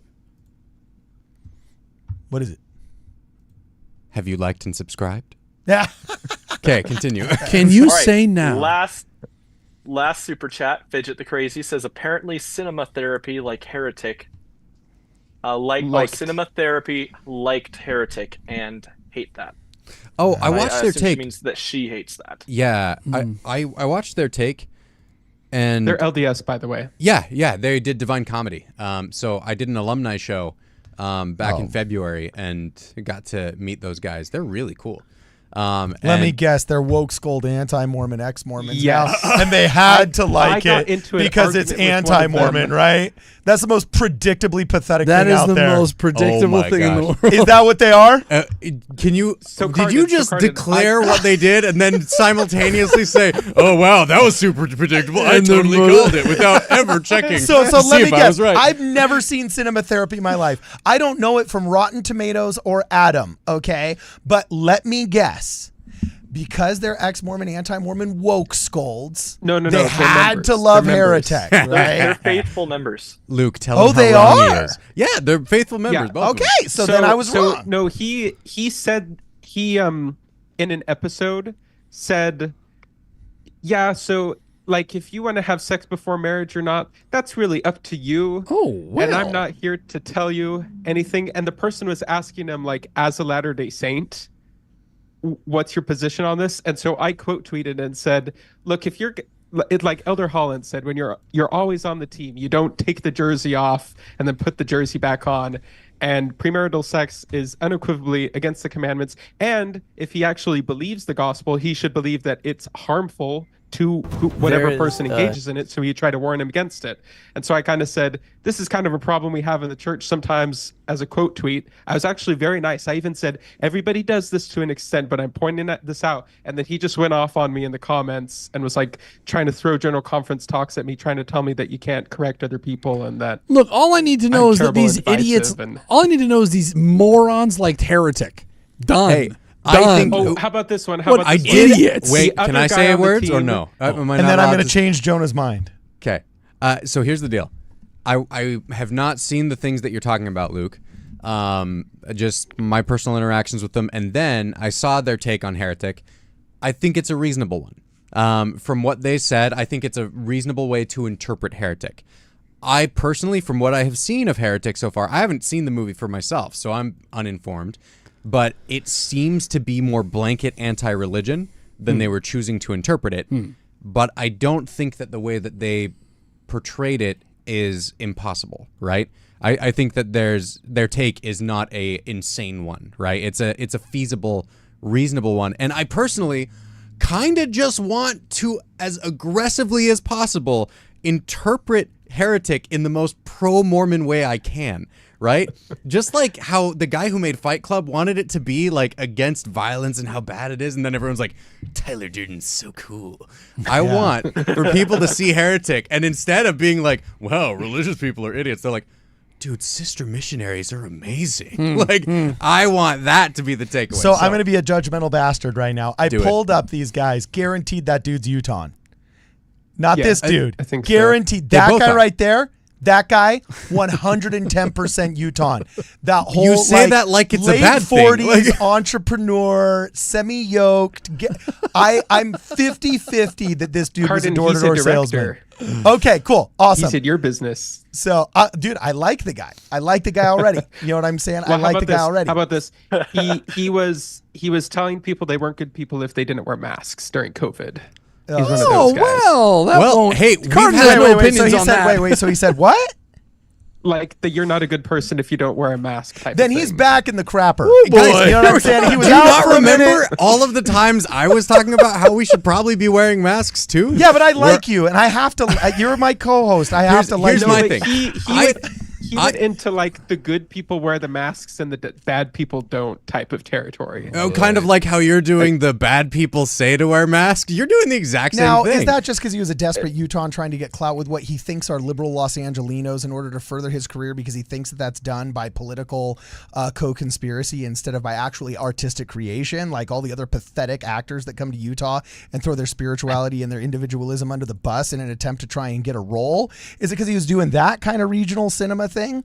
Or is it because he was just like, a sincere like believer in woke at the time? Hey, I want to talk about crappy anti-Book of Mormon claims. Let's get back There into we that go. because Okay, I would well, much hold on. rather Before we than go. burn this bridge before we've even looked at it. I think we should have these guys on to talk to them. Well, yes. In fact, I was going to say something good. Yeah. Jonah, I'm going to change your mind on them of why boy. they actually might be good, bro. oh boy. So they've been in the crapper, then out of it, then back into it, and back out of it. Because guess what they just did? It looks like a positive review on my man. So here's a small screenshot of these guys. What? Yeah, look what they did. Look what they did, bro. A positive on what, my man? Boom! My second favorite movie of all Boom! time. My favorite. Fantastic flick. V for Vendetta. Every Yeah. line, every shot, every line. Oh. Brilliant flick. It's almost as if we don't immediately judge each other on our political Brad. things, we might Which find things hey, in hey, common. Brad, you are snap judging me about what my Yeah, judgment is of but them. I was I've right. only shared a And small segment. I've enjoyed many of their takes and their personalities and their videos, and I'd get along great with them if I met them. Okay. Good. Let's have you on the episode. So I apologize for judging you, Cinema Therapy, and thinking you're a bunch of woke, scold, anti-Mormon ex-Mormons. Now I know because you were maskers. No, I'm just kidding. I'm totally just kidding. my God. No, you're welcome to come on the show. Have some fun. We'll jaw it out and we'll promo your stuff. Hey, Although you I know gotta what? say, if they have 1.72 million subs, they don't need us. Oh, for they're anything. we're No, they do not need us. Yeah, they would be They do like, not they'd be need like, us, bro. it's like, these guys, we're not even a blip on their radar, dog. Yeah. But that looks fun, man. That's the gig right there. Just being able to watch movies all day. Oh and, yeah, They're That's living the dream, life. man. Yeah, That's man, the that's life. awesome, dude. I'm jelly. Now I have to make fun of you because I'm jealous. Okay, You know. next anti-Book of Mormon claim. Yeah, Next let's hit it. anti-Book of Mormon claim is trans-oceanic voyages were impossible in 600 BC and earlier. Oh, That's an oops. That Well, aged this well. is a difficult one for Luke, who's going to be arguing on behalf of the Meso model coming up soon. I'm going to be arguing they're so possible they could have gotten to anywhere on the American continent, not just Florida. I'm going to go all in on trans-oceanic voyages. well, you if can't give possible. out. You can't give out your Yeah, you strategy. Can't give out your strategy now, bro. That was actually a diversion. I'm not going to bring that up during the debate. Oh, you're doing the reverse Yeah. thing. You're trying to throw Yep. them off the scent. Reverse psychology. Very nice. Very nice. Okay, all right. Next one, hit it. So this one, this one goes in the what tier? I'd A say tier, C. C tier. Okay. Not quite terrible, but kind of like The no transoceanic travel. Yeah, Not it's modern. that one's so old too. I feel like people are really coming around to changing their views on pre-Columbian contact. Okay, cool. A bell curve is starting to form here where there's a lot of C tier. So I noticed that. Okay, next one, and then All two right. super chats. This one is the Book of Mormon is 1800s ideas and languages and topics. So it's worried about like infant baptism and questions about salvation and works and baptism, all that kind of stuff. That's very 1800s-y, and it feels like it came from that era. And even the writing style, like Nephi's writing, like a diary type of thing, which didn't really exist back then that much. And so I love how 1800s America specifically, it doesn't seem like it comes from antiquity. I love how we're angry that the Book of Mormon's relevant. Exactly. I don't like it because it's like actually relevant in the modern day. It's kind of applicable. Like, oh man, I hate that. It needs to sound old and dusty and irrelevant. What a weird claim. How dare it address now issues that really we actually fast. when it specifically says it was written for our day. That's right. I just got a DoorDash alert here. Oh shoot. Yeah, the office downstairs told me that we got a studio delivery. I'm going to jump and grab it. Oh, shoot. So it'll only take me 30 seconds. I've actually clocked myself running there and back. So all right. assuming the secretary actually has it and it's ready and I can just grab it for her, I'm going to be back in 30 seconds. In the meantime, you describe the next tier, Luke. Okay. I didn't see Cardon put it somewhere. Did we put that one in C tier? Okay, wait, he's gone. Okay. Yeah, it went to I C don't- tier. Wait, he's gone. Guys, did we put it boomers, in C tier? Yeah. boomers, we love you. Thank you Boomers are great. thank you for supporting the channel. The best. Your generation created the best music in the history of rock and roll. Okay, so we're sorry that you have to put up with Cardon's hate, but we love you. We love you so much, boomers. We love you, boomers. And we're so sorry for everything. Alrighty. Next up on the list is DNA. DNA. There should be DNA. There's not DNA. Book of Mormon false. DNA. Now What do we think on this DNA? one I do think actually shook some people's testimonies. Mm-hmm. I think this one actually convinced people out of the church. How horribly embarrassing now that we know more about DNA. One But of at my the middle time- school teachers was like shaken up about this enough that I knew about it in her class. Yeah. Yeah. But at the time, it seemed like, oh, this is science, right? It got some changes. Cardon's back. Oh my gosh. So, anyways, that's why Lehi left Jerusalem. Cardon. Oh my gosh, there you are. We were just talking about hello. scriptures and stuff, right? What just happened? Oh shoot, Chrome Sorry, cookies. Martin Scorsese was in the lobby and he had to sign a photo release for our documentary and he wanted to take a selfie. Those are annoying. So Those yeah, what photos can I are say? annoying. In celebration of today's happenings, I got crumble delivered here. So those of you that are lucky enough to be in the studio can enjoy this. For the rest of you, there's going to be a coupon code Crumble5. Crumble5. Don't forget to misspell it. CRUMBL. Crumble5. For the hit piece done by, what was the terminology again?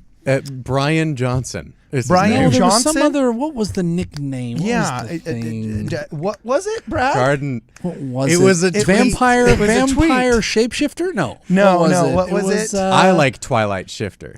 You like Twilight Shifter? Yeah. Okay, well, this is what Midjourney said when we plugged it into Midjourney. You know what I'm saying? This is what Midjourney said. A jaundiced skinwalker. Oh, that's what it was. Jaundiced skinwalker. Bringing cookies. So apparently the Walking Dead have decided to opine against freaking the Church of Jesus Christ of Latter-day Saints. How dare we? And, How dare we eat cookies with our grandchildren? Yeah, so Crumble5 is the coupon code for $5 off anything in the merch store. And we are going to partake of Crumble.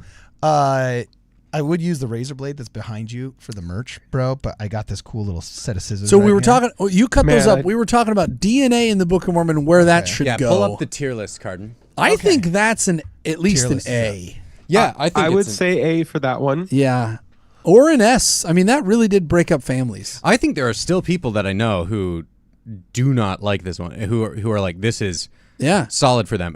It's like the other one that we have in our S tier, where, hey, we have the Book of Mormon saying that there's like the Lamanites are the ancestors, or the Native Americans are the ancestors of the Lamanites, right? Right. Which gets clarified to among the principal ancestors instead of the principal ancestors. It got to You want change. the peanut in the butter It got to change. or chocolate chip? Chocolate chip for sure. Okay. Now, here's the deal. Speaking of chocolate chips, no, never mind. That analogy's horrible. What I will say is, again, like with the Deutero-Isaiah stuff, when you get down into it, oh my gosh, that is massive. There is no way. Here, I'm taking half. Yeah, half you're healthier than we are. Okay, I'll just leave that there. Okay, so here's the deal. When you look into it with the DNA stuff, I think, no, I'm going to give you my cookie analogy. If you had a cookie and you had someone else came and took a bunch of bites of it and they ate out all of the chocolate chips and then you took a bite out of it, would you know that it was a chocolate chip cookie before? Or with all of the chocolate chips gone, would you really be able to tell? Right? So you have a couple of things. I forget the exact names of these, but there's the founder effect, there's a bottleneck effect, and there's a genetic drift. Yeah. Yep. And all of those things really make it so that the genetic evidence of the Book of Mormon really isn't that big of a deal. We should do an episode on this where we go in more depth. Sure. But absolutely, I think it's A or maybe even S tier. Not gonna lie, this is a great cookie. Mm-hmm. Yeah. I would say And S tier. also- I would say S tier for this claim. I think DNA Book of Mormon really had an impact. I think it really destroyed some families, and it took like 10 years before it was debunked. I think it was an effective one. Also, we need to slide up the Book of Mormon as the 1800s text to the C tier. To the C We tier. forgot to grab that one up there. Yep. Oh yeah. Okay. All right. All right, Also, next the one. Heartland theory has a great argument for DNA, so you got to be ready on that one, Luke. Man, which these- you will these probably Satan hear cookies are during the great. debate, which is Yep. on Tuesday, December 3rd in Vineyard, Utah, and tickets are still early bird price until tomorrow evening. All right, there we go. Next one. Anyone know what this symbol is about? Roughly speaking? No, it's a good question. What is it? It's one of the symbols, a version of symbols that people use for the Trinity. So are you ready for this okay. one? I have literally heard this argument before. You ready for this one? Yeah, hit it. The Book of Mormon is wrong because in the Book of Mormon, Joseph Smith wrote that God was once a man and that we would also become exalted like God. Yep. Oh boy. So the King not the Book of Philip sermon Mormon. is in the Book of Mormon, and that's why we know it's false. Oh well, King Flood's sermon was written 15 years after the Book of Mormon was published. Yep. Oops. So it's just people that have like heard these things about Mormonism and have no idea where they came from, and they just assume it's in the Book of Mormon. I have D tier? literally seen that 2 or 3 times. That's a D. That's That's D. an outer darkness. It's Outer not darkness, even a that's a D. true criticism. Terrible. Okay. All right. It's in D land. It's in D. Next Or one. Book of Mormon. I mean, you could argue if the Trinity is true or not in another context, but it doesn't even show up in the Book of Mormon, really. So Yeah. irrelevant to this Okay. convo. Stone in the hat. Hit me with All stone right. in the Yep. hat. Next one is Joseph Smith used a stone in a hat to translate. So that's, and for some people, it's okay if he like looked into stone glasses to translate, but it's bad if he looked into stone in a hat to translate. I feel like it needs to be an A just so the bell curves start looking a little bit more balanced. I think we have A another is- one or two that go into A. I can't tell- We'll get there with them. Do you think that really did shake people? I've heard antis just, don't know. just celebrate, just dance around about this one like, oh, but guess what? You've never heard it, as if it really was effective. It doesn't seem, I think it's the dumbest thing in the world. I But have for me, I personal grew up family knowing members this. that were I grew up knowing affected it by too. So like Really? oh yeah. Oh, really? Yeah. So it's one of those things where like they were. I don't think by itself it's all that effective, but it's part of that accumulative like, oh well, growing up I was told this, and then suddenly I found out, he wasn't looking through the Urim and Thummim glasses, he was looking at a stone in a hat. And it's like, well, why wasn't I taught that growing up? And you Oh. can add that to the list of other stuff like. Dude, Joseph that Smith only Very filtered good. out or lazy whatever. learners. No, but that, I'm sorry. Like no, but that feeling of like, oh, the I've been people that lied say- to. I was a volunteer seminary instructor, and I remember talking about this exact thing my freshman year in high school with Blessed Sister Halliday talking, having a fun, cool, and in-depth, talk about it. And I've been a seminary instructor myself because in California, like where there's like real members, we actually have to go in the early morning and personally sacrifice instead of getting school credit for it. And you know what? I have some of my kids that I loved them and stuff, and they went inactive. And a lot of them were the kids that slept through seminary. And it's like, I'm sorry, you don't get to say, well, the church never taught me, when I couldn't get your duff to wake up if like life depended on it Sorry, you don't get to say like, oh, well, I never knew that. Oh, shut up. I love you, bro, but shut up. Because I was there every morning sacrificing to give you an education that you frankly besmirched. So look, you can say you think it's weird. You can make a subjective argument all day long, but don't you dare say you were never taught because I didn't shake you awake, put it on like a hot dog, and then shove it down your throat and then force you to chew it like you're a crazy person in a mental hospital that has to take his lithium. Speaking of chewing, people in the chat can 100% hear you chewing the cookies right now. So good. They're so good, though. Turning this into an I actually ASMR can't channel. really hear it too much. But I okay, guess the chat can. But I think Ethan raises a good point. The reason none of the things on the list actually shake testimonies. It's the feeling that you get that shakes your testimony. It's when you hear, wait, it's stone. I wasn't taught that. Am I being lied to? What else can I trust? Who can I not trust? You get this feeling of the Truman Show feeling like people are lying to me. That is what gets people out of the church. Yes. And I think this is an effective way to put that seed of doubt into people's heads. And that's what I will say. That is the key argument made by the CES letter. It's none of the actual arguments really make that big of a difference. There's maybe one or two, but the underlying thing is the church is lying to you. 100%. Yep. And so that, I think, is where the power in this one comes. Yeah, Great point. And when you set lazy learners aside, because they are there, what you'll find, the people that you'll find that are impacted by this are typically people that I guess you could say grew up in very milquetoast wards, that they just kind of went through the motions. It was very Utah-esque. They never really went through any difficult topics, and it was just the bucket of cream stories.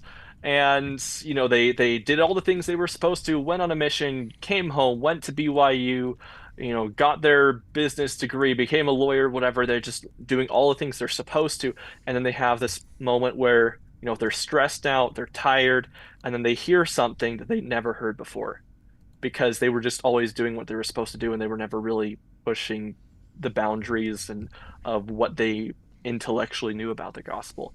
And then there's another thing, and then there's another thing, and then there's another thing. Or maybe they stand on the shoulders of giants in one of the greatest empires of the West ever created, and instead of being humble and thanking the giant below them, they think they're flying, and they're so used to preferential wealth and treatment that the second they have to climb somewhere themselves, they consider it persecution because they become so accustomed to such easy living awesomeness.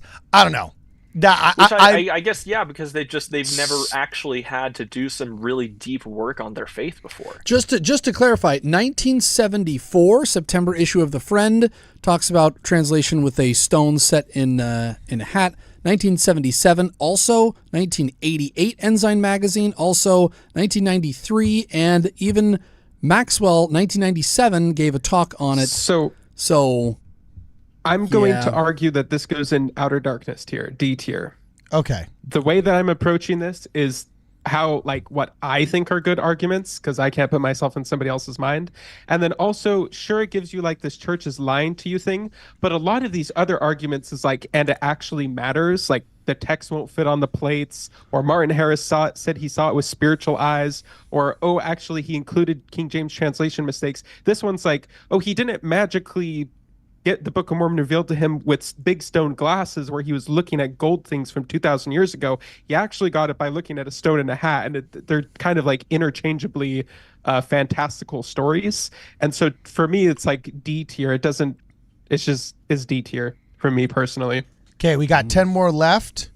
Brad, we got 10 more left. Got to hit them hard, fast, sick. In 17 minutes. We'll speed through them. It'll so be awesome. You lead the way, Brad. Okay. Fearless Canadian. Quickly, super chats. Fidget the Crazy. It is the feeling. It's also applicable to being told deeper doctrines or fringe theories that not even the apostles in First Presidency are talking about. That can shake testimonies too. True. That's a good point. True. Polynikes 2000 says, at Witbeck, the boomers are a generation of sociopaths. Oh my gosh. It is the Give Me book that I sent to the studio. Cardon can hold it up for the camera. 17 minutes. 17 minutes. Jonah Barnes actually confiscated some of those books from me. The next one up on the list. Cool. Next on the list is... Also, there were some super chats before that we can get to later if we need to. Okay, hit We it. do need to get to them. Okay, hit it. Who's All right, hitting it? let's see. I've got them saved in a notepad, if that's all right. Level 9 says cinema therapy crapped on the Star Wars prequels. Well, then I they're just support 'em. good. Yeah, hey. Then they're savants. Take it all back. Hey, look, I will they're just die like on the hill that Jar Jar is the greatest Sith Lord ever. Grace. Yeah, dude. Look, okay, now I think they're just wise.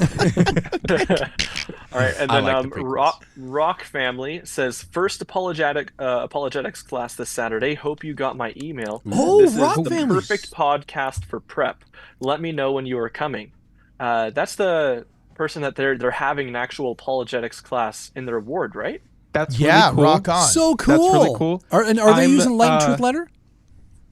Was it were they going to use Light and Truth Letter or I can't remember. LDS Truth Claims. LDS Trent Truth McDonald. Claims. I will fly out there. Oh. Brad, are you coming with me? Where? I will bring the Ward Radio crew to your freaking apologetics class if that's what we have to do. Where is it? So Cardon, I'm the ward mission leader. So after my debate / Messiah / end of the year craziness dies down, I want to see if my stake. I think that's in my capacity, right? Ward mission leader. Yeah. Oh, sure. That's Yeah. I think that's in my purview. So I'm going to suggest it to our ward council and see if I can also do a class. Hey, if you're worried for our about stake. if you're ever worried about doing things in the church, just remember we're the gospel of forgiveness, or we're the gospel of forgiveness, not the gospel of permission.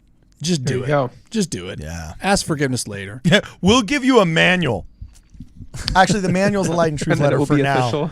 But yeah, like All right. we'll come from the digital ward to teach you. And one thing I would Yeah. encourage anyone doing an apologetics class is to remember to keep it centered on Christ. Because I think that it can be really easy to get caught up in these arguments and just intellectually dive into everything solely from an intellectual perspective. You mean not just a trauma dump on all of the anti-Mormons that have tried to ruin your life for the Yes. last 3 years?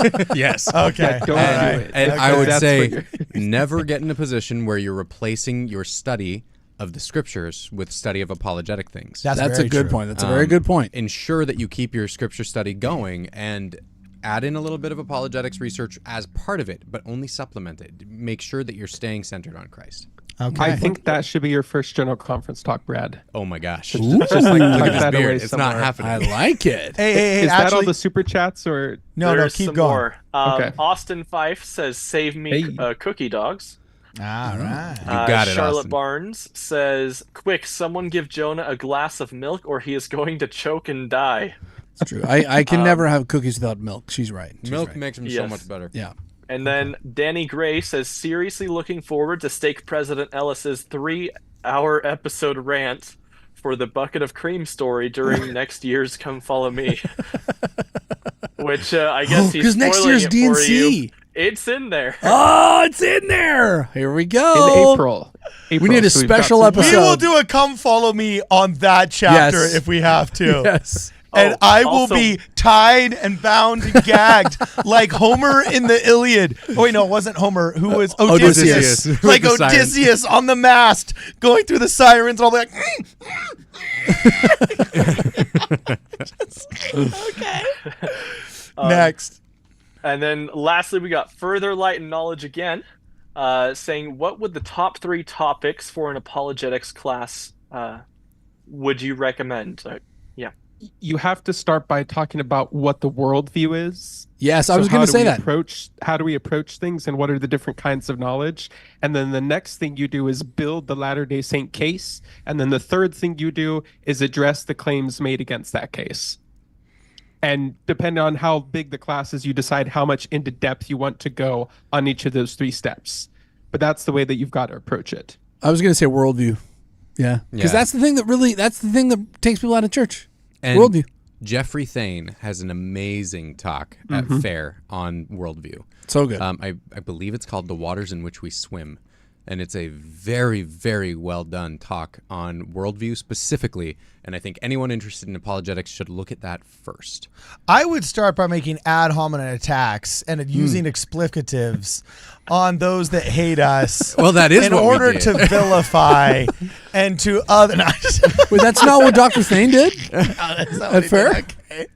All right, Only a next little bit. super chats. Hit us with all the catch us up on super chats, All right. Ethan, and then we'll yeah, one more came in. Penudo de Leon says that's the way the cookie crumbles with the bucket of cream. That's Canoe. He's one of our Award Radio digital missionaries. Thank you, Rock Elder Leon. Yeah. Now you said there was ones you had copied down on a notepad, right? I went through those. Yeah. Oh, you did. Okay, awesome. Yeah. Well, then that let's. was the We're good. first 3 that I had. Okay, then in the last 5 minutes, let's pound out this. All right. This Here we tier go. Here we list. go. Quick votes. So we got the Eiffel Tower, and that's because at the end of Jacob, he says, brethren, adieu. And adieu is French, and it's not English, and it wasn't an affirmed Egyptian word. And so I love S-tier. this one. I S-tier. love this one. I cannot stand so the French. good. S tier, you can't stand the French. Wait, that Every makes it Outer Canadian's leaving the Darkness church tier. once they find out about this. Actually, I'd say it's in C tier because it's mediocre, and C is the mediocre grade. I don't want to make it one of the cool kids in the D tier. Actually, no, let's put it in the D tier. It's so It's bad. so dumb. Oh, It's it's terrible. so It's bad. like you're gonna ignore the fact that tons of words in the English language are based in French anyway. Did you notice that the entire rest of the book is also written in a non-Hebrew Egyptian language? Did you notice those words? It's just So translation. the next one is View of the Hebrews, which is kind of Wait, a what's cover this for- demon picture? What's Now- this demon picture? That it's That's the last demonically one, inspired. Cardon. Oh, that it's demonically We got inspired. to go through one at a time. Well, sorry, Oh, that one was ahead. for that one Cardon. was ahead on Oh, my thing. oh, for me it was the last one. Oh no, the next Apologies. one for It me got was moved up. yeah, the next one for me was demonically inspired. I would put that in D tier also, just because that's literally what they accused Christ of. They said, "Oh, he does his healings by the power of Beelzebub." It's I such would an old. Put it in C because Okay. demonic stuff does happen. It just usually doesn't encourage people to have greater faith in Christ. So like you got a little bit of truth in there, usually. generally speaking. Occasionally, It's it's a good rule to Generally stick not. to. according to I might Jesus. actually put it higher because it actually. It has good explanatory power because Well, you just attribute anything somewhat miraculous to demons. Well, exactly, because it's in a sense you're basically admitting, okay, I can't figure out any like naturalistic way that the Book of Mormon could have come to pass, but I will not accept that it's from God. Therefore, the only other possible explanation is that it's And from demons. That's Great exactly point. what Trent Horn did. Trent Horn Yes. didn't do it in the debate, and I was talking to Jacob Hansen before the debate, and he said, "Nah, it's a terrible argument. Trent's not going to do it." And I'm like, "But it has pretty good explanatory power. You can just appeal to it." And Catholics believe in demons. Trent didn't do it during the debate, but then when he was responding to some of the stuff that Jacob had said back to him, and probably some of the videos that he had seen, he threw in this little like, "Well, and actually, the devil could appear as an angel to light to the 3 witnesses and help Joseph Smith write this book. But what the devil couldn't do is pretend to be a resurrected Jesus. So the miracle of the resurrection is not comparable to Wow. the miracle of the Book of Mormon, because the devil could copy the Book of Mormon miracle. He couldn't copy the resurrection of Christ miracle." That's a good So point. is So it where does it A go? tier or D tier? I think it's I got to would be put A better tier. than the plates. Like it's got to be better than the Well, dumb look, plate Ethan map. hasn't had a chance to choose yet, and the A tier looks lonely. So there needs to be at least one in the A tier. Can we all just agree, for the sake of Ethan and the children, that it's A tier? Think of the Because- Why, children. why am I associated with children? Think of the children. Approaching this from what like stops people. I met people on my mission who had trouble with this, right? Really? Who were Protestants or Catholics who I was about to call them lazy learners. No. This I think has less power for people in the church than it does for people out of it. That's true. All right, next one. We got to go. Okay, next bad. one, View the- Luke. So we're doing View of the Hebrews now. Yeah. So Joseph Smith plagiarized it from somewhere. Oh, this and was I so- contend that this This is I so contend good, it goes in though. C. It used to be pretty good, and then the evidence came out of like, no, Joseph Smith wasn't talking to any of these people, and some of them he met 8 years after the Book of Mormon was published. So he couldn't have gotten it from them. No, And this is people this don't is seem to this talk is about it that much anymore. this has got to be S tier. This was the greatest ever. It was the King Kong. It was on top of the temple. It was swatting at airplanes, and then it just fell so hard. This is one of my favorite Book of Mormon claims. Because it was like, people were like, View of the Hebrews. And then you actually read it. It is the most spectacular failure. It is. I do think only people who have not read View of the Hebrews Yes. even think that this is possible. Oh, so good. You get some power to this with B.H. Roberts making his list saying, I think critics of the church could probably say some of these things. And then you have losers out there who are like, B.H. Roberts clearly lost his testimony. Yes.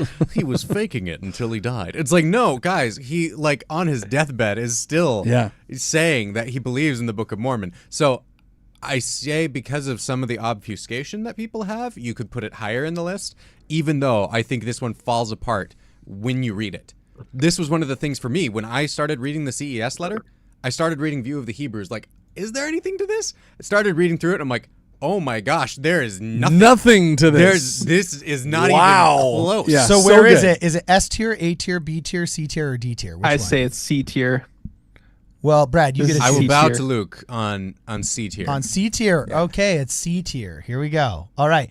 Next one is a nope circle. For racism. On the Book of Mormon's racism. racist. It's bad. Sorry. Says Think about mean this, things guys. about people. If there is there any text from the ancient world that doesn't kind of seem a little racist? If there was no racism in this text, like not even a hint of it, that would be very suspect. Yeah, that'd go to it's 1800s America. You'd be like super like, But wait, that's what? our cultural illiteracy, not necessarily the essence of the text. I would say this is A tier in efficacy because the soundbite was so quick and just so easy. I agree with that. Yeah. And it's so easy to just push Mormons into the Protestant dustbin and the box of deplorables or whatever you want to with the other racist religions. I agree with that. That I would say not S tier because now it's no longer as effective because complaining about racism and woke DEI is on its way out. But it was S tier as of a decade ago, and it's been bumped down to A tier, I would say now. Okay. And I'd it agree addresses with that. like the God is kind of at the top of your belief system, and so if it's like the book that God wrote is racist, that can really throw you for a loop. Yeah, Yeah. because Oh, don't read the that's the Bible. real problem for people is when they feel like it portrays God as racist, right? Okay. Which I don't think the book does. Or maybe they're just godless woke scolds who will use anything they throw spaghetti against the wall and whatever sticks they just repeat. So there's also that option. They got- Next one. Just to mention. Always that option. next one, Brad. Next one. All right. Next one, Luke. Now we got the crying atheist dude. So this one's just like all religion is made up. God doesn't even exist. I'm not going to even bother with this book. S tier. S tier. I actually put this at S tier too. Yeah, I What? thought I was going to have to fight people on that. Wait, say it one more time. Basically, like God doesn't exist and religion is silly and evolution is king of everything. And so I'm not even going to take the time to look into this because I it's all was hogwash. literally thinking B for beta or outer darkness for just lame. You know what I'm saying? Like just loser. Like this is everything we've matured out of. What's Let Ethan me think? put it in Ethan, another your way. take. Let me put it to you in another way. They're not willing to exercise a particle of faith. Okay. That's like the best way that you can disbelieve the Book of Mormon. Ethan, Yeah, 'cause what do you think? I ultimately, yeah, there's plenty of arguments out there for atheism generally, and I think in the church we have some pretty incredible things to push against that.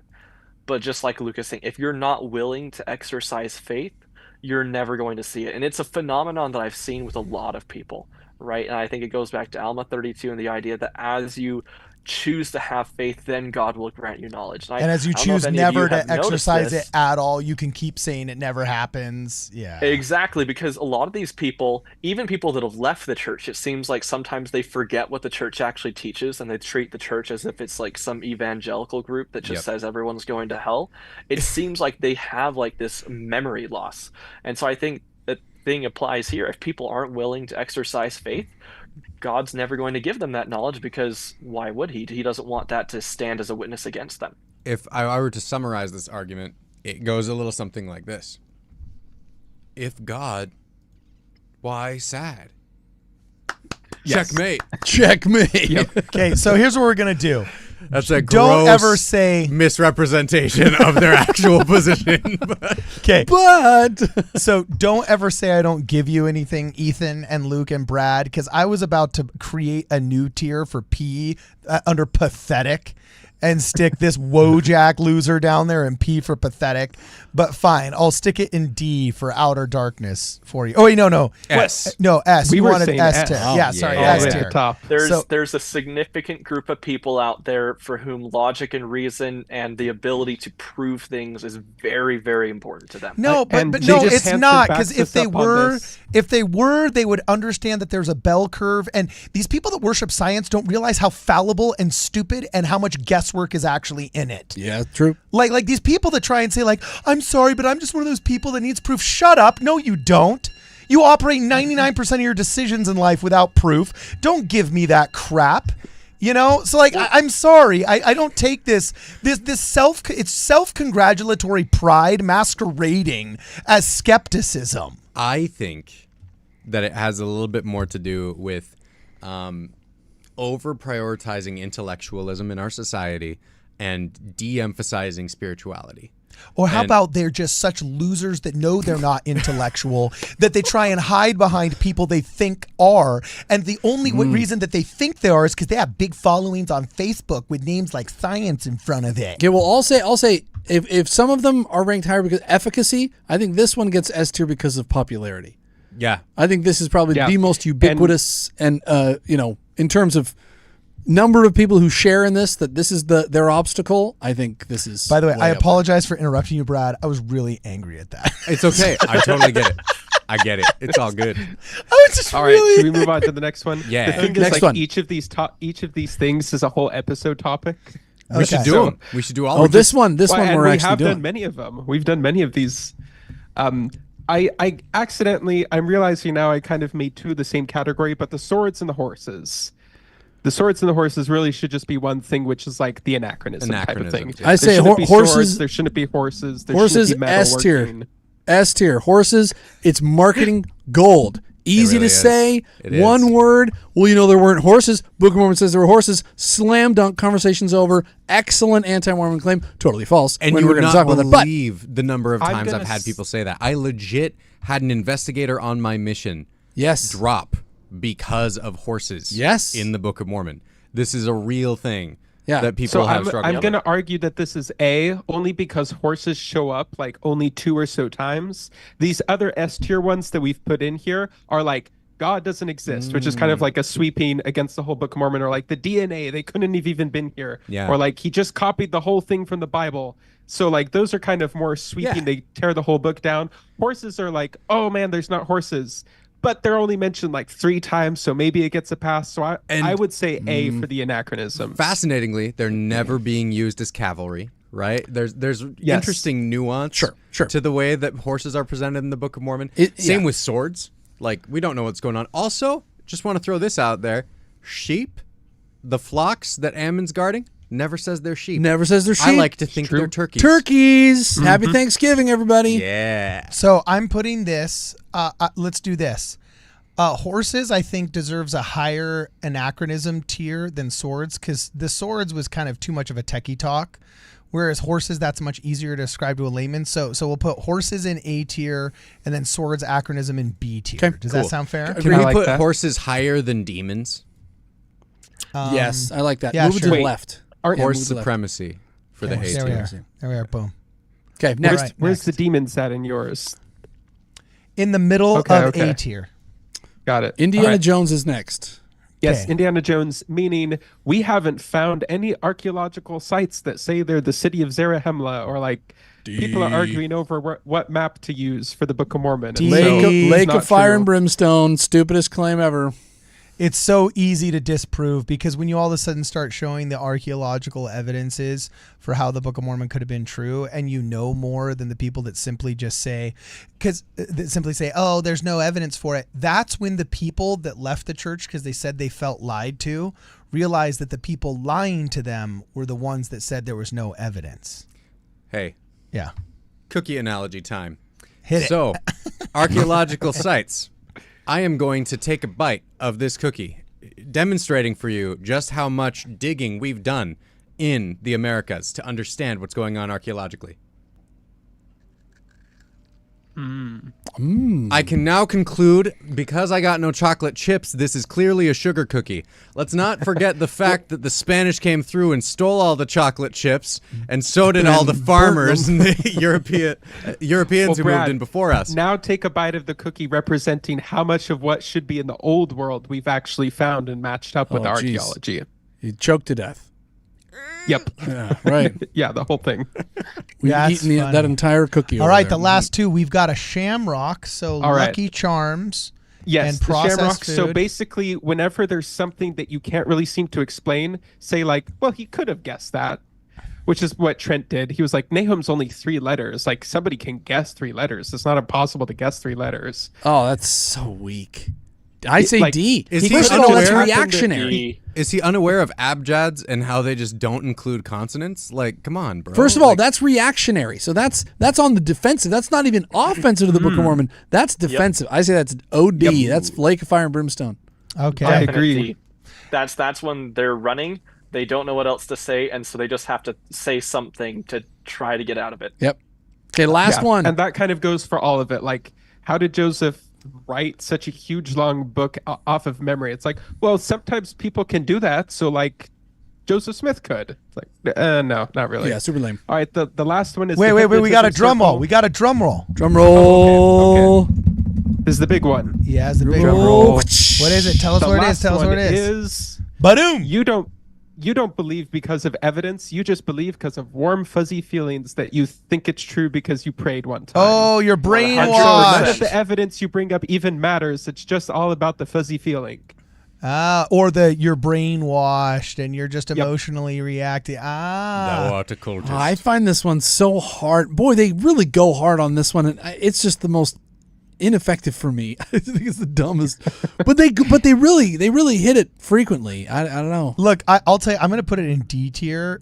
Personally, I'm voting for D tier just because, like, that argument goes away so often. You're like, oh, yeah, whatever, dude. Like, I just you find know? it so like the second you're like, oh, no, I'm not brainwashed. It's like, oh, yeah, dude, I'm brainwashed, dog. Yeah, you've nailed it, bro. Yeah, I've You know? really started to lean into the idea that whenever people are like, hey, is your church a cult? I just want to post the Chad meme that goes, yes. Yes, we are. Yes. We'll just embrace it because why not? Like, It's kind of it's not going to change your mind.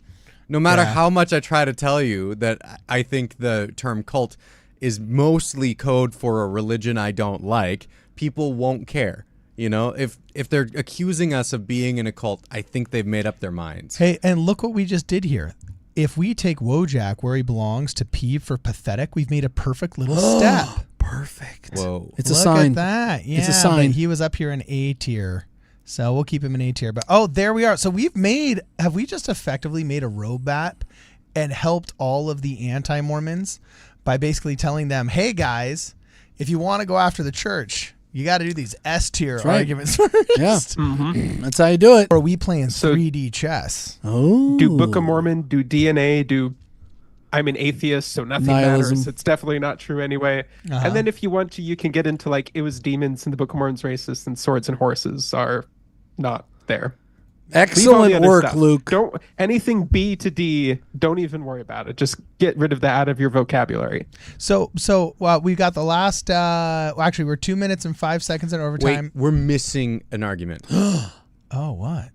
Oh yes. Shrooms. Where is the shrooms argument?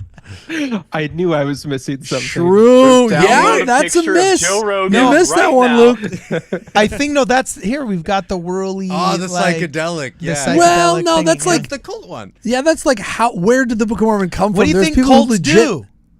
Shrooms. Sorry, keep The going. swirly John. was more supposed to be the burning in the bosom, not necessarily brainwashed. Not an but- origin story. People legit think that you could write the Book of Mormon just by getting high. Like actual human beings who breathe through their mouths, but they do breathe, think you could do that. Not kidding. Not kidding. They survive to adulthood. I just want to say, I know some people who have done shrooms. none of them have written a coherent book while under the influence of shrooms. Let alone dial the phone number correctly. Like, what kind of shrooms do you think Joseph Smith had access to? They can't write a text message, let alone the Book of Mormon. Okay. Am I old enough to date myself here? Back when YouTube was still in its infancy and like funny music videos about shoes were like the most most viewed videos. Do you remember the rainbow guy? Rainbow guy, what does it mean? There was a guy that got double rainbow all the way across the sky. Yeah. Double rainbow, what does it mean? Yeah, right. Yeah. Yosemite Bear. Here it is. Yosemite, yeah. In 2010, there's a guy that got high and Filmed saw a double rainbow. Do you know what I'm talking about, Ethan? I do. Luke, do you know what this is? I don't really know I don't know what's going on. Okay, we're gonna I'm educate lost. you. There's this guy that was like people think he did shrooms, and his name was Yosemite Bear. And like I guess while he was high, he started recording because he saw a rainbow, and he's like, "It's a double rainbow. What does it mean? It's so beautiful." He starts freaking out. Look, there's a 43-second supercut. Let's see what happens with Yosemite Bear here. When Yeah, we're not over time. Yeah, this is worthwhile though. This is worthwhile. Let's see what it says. Double rainbow. This is a mock. Oh, dang it. Yeah, you're right. That's a spoof. mock. It's in bummer. Yosemite. I can almost recite it verbatim. I watched that video. Oh, you so many can? times. Oh, yeah. Okay, what does it He's say? just like, look, a rainbow.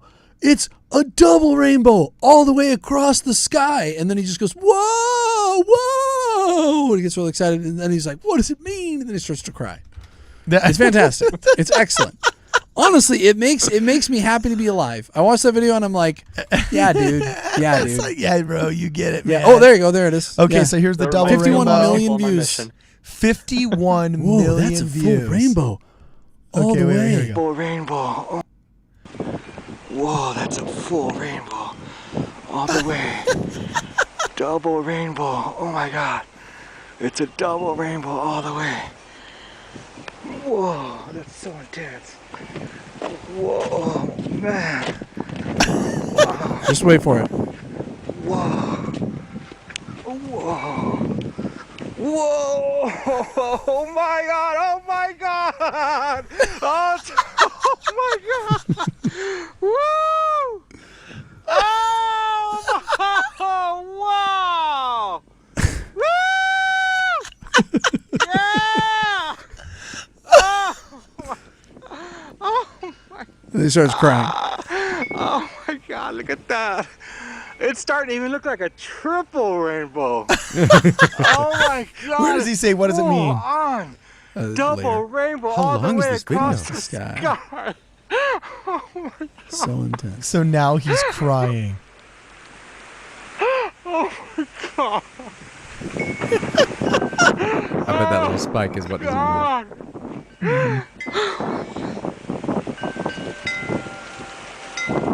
What does this mean? there it is, yeah. Hey, he's right. That is beautiful. That makes me happy to be alive. And the Bible He's answers right. that question. It means we've got at least another year That's right. before God will destroy us. Genesis 9. Yeah, Genesis Boom 9. shakalaka, baby. Boom.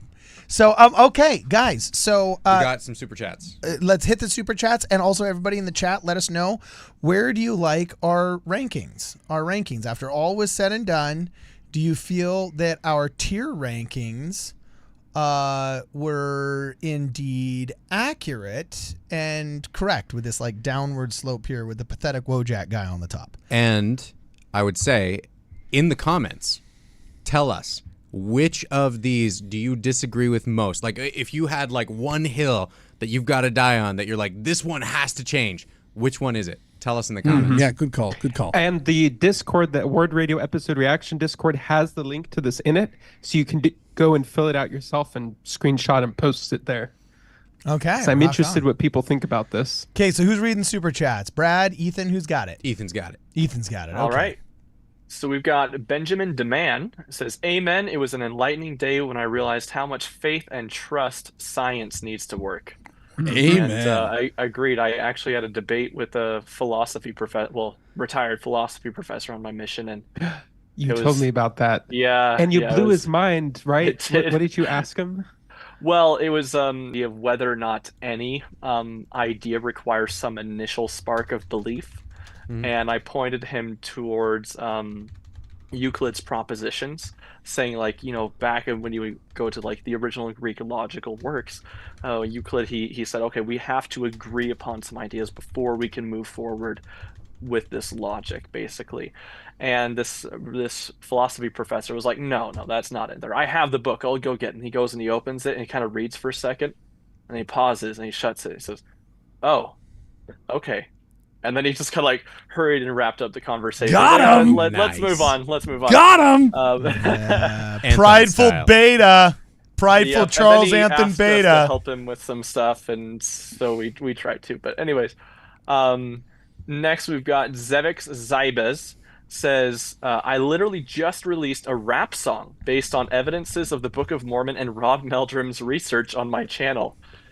Whoa. Well, I That- gotta go listen to it as we part of need my to look at research for the that. debate prep now. Debate Yeah. prep rap research.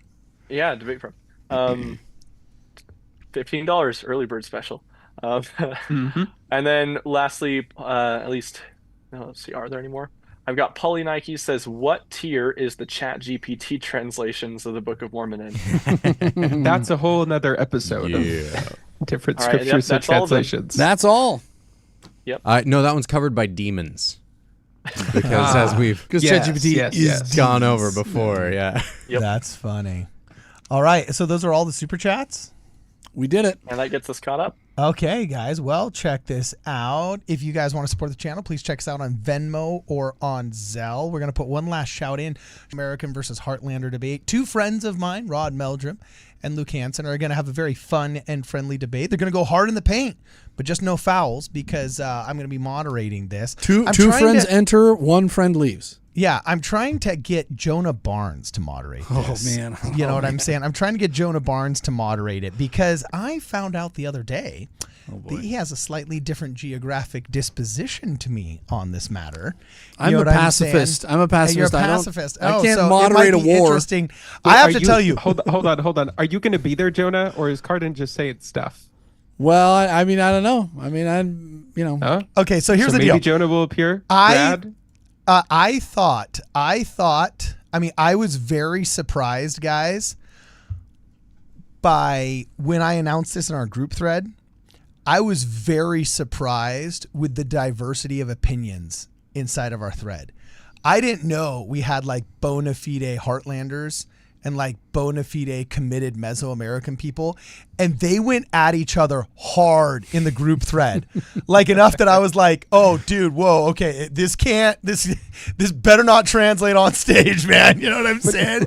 One of So- one of them may have been a joke that I made that didn't seem to get interpreted like a joke. That might have been part of the problem. I can see that. The speech to text, And it's just didn't so quite difficult. go over there. It's so difficult for everybody because I'm the only one who's right.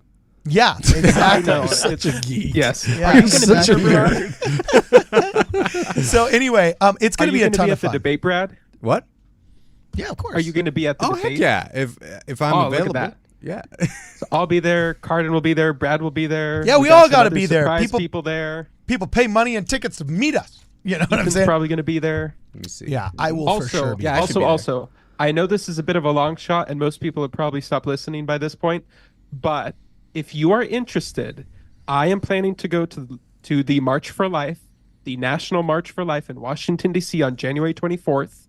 And you can email Ward Radio if you want to get interested. I just before this live stream was in a meeting with Latter-day Saints for Life and already have 4 groups of people committed to come with me. So we're going to get a group together. We're going to have a big banner. It's going to be the first time this has ever been done. We'll cover it on Ward Radio. Cardon might come out there. We've talked a little bit about it. But if you want to participate in that and want to meet up Latter-day Saints in DC to support life, shoot an email to clerk@Ward Radio. There Does that cannot. include I was just gonna say, does that include a lot of the pro-life groups in Utah? Utah has its own one, but the national one is absolutely massive. It's like 40,000 people there. Okay. It's big. I just know one of the big Latter-day Saint, well, pro-life guys in Utah. I used to home teach him, and so he messaged me the other day when he saw me on Word Radio. He was like, "Dude, how'd you get on there?" And so yeah, I wonder if he'll be there. I actually would not be surprised at all. He's like on the state central committee for the Republican Party and stuff. He's well, I don't think there can be a more noble cause in our modern pop culture right now than trying to push the needle towards parenthood and the preservation of life. It is a holy noble cause, and I will do my best to move mountains to get there.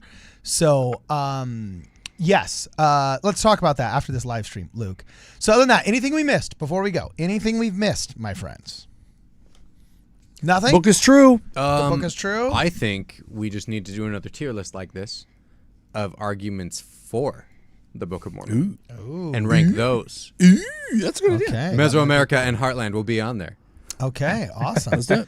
Yeah. Well, guys, if you guys want to support the channel, make sure you go to wardradio.com. Check out the merch store where we have all kinds of cool merch. Predominantly right now, the War in Heaven veteran hats are just flying off the shelves. Get yours before they run out. Also, shirts. We got some really cool shirts and hoodies that are available. If you're a person of means that would rather just give a direct donation, please consider a contribution through Zelle or Venmo. Both can be found at Ward Radio. And as we like to say on Le Channel, it's been real and it's been fun, and it's been real fun. For this and more, please make sure that you guys check us out at wardradio.com. I built a rocket in my basement. I'm gonna fly it to the moon. This supersonic is amazing. You're gonna feel my sonic boom. I'm flying higher and I'm never coming down. Look at me now.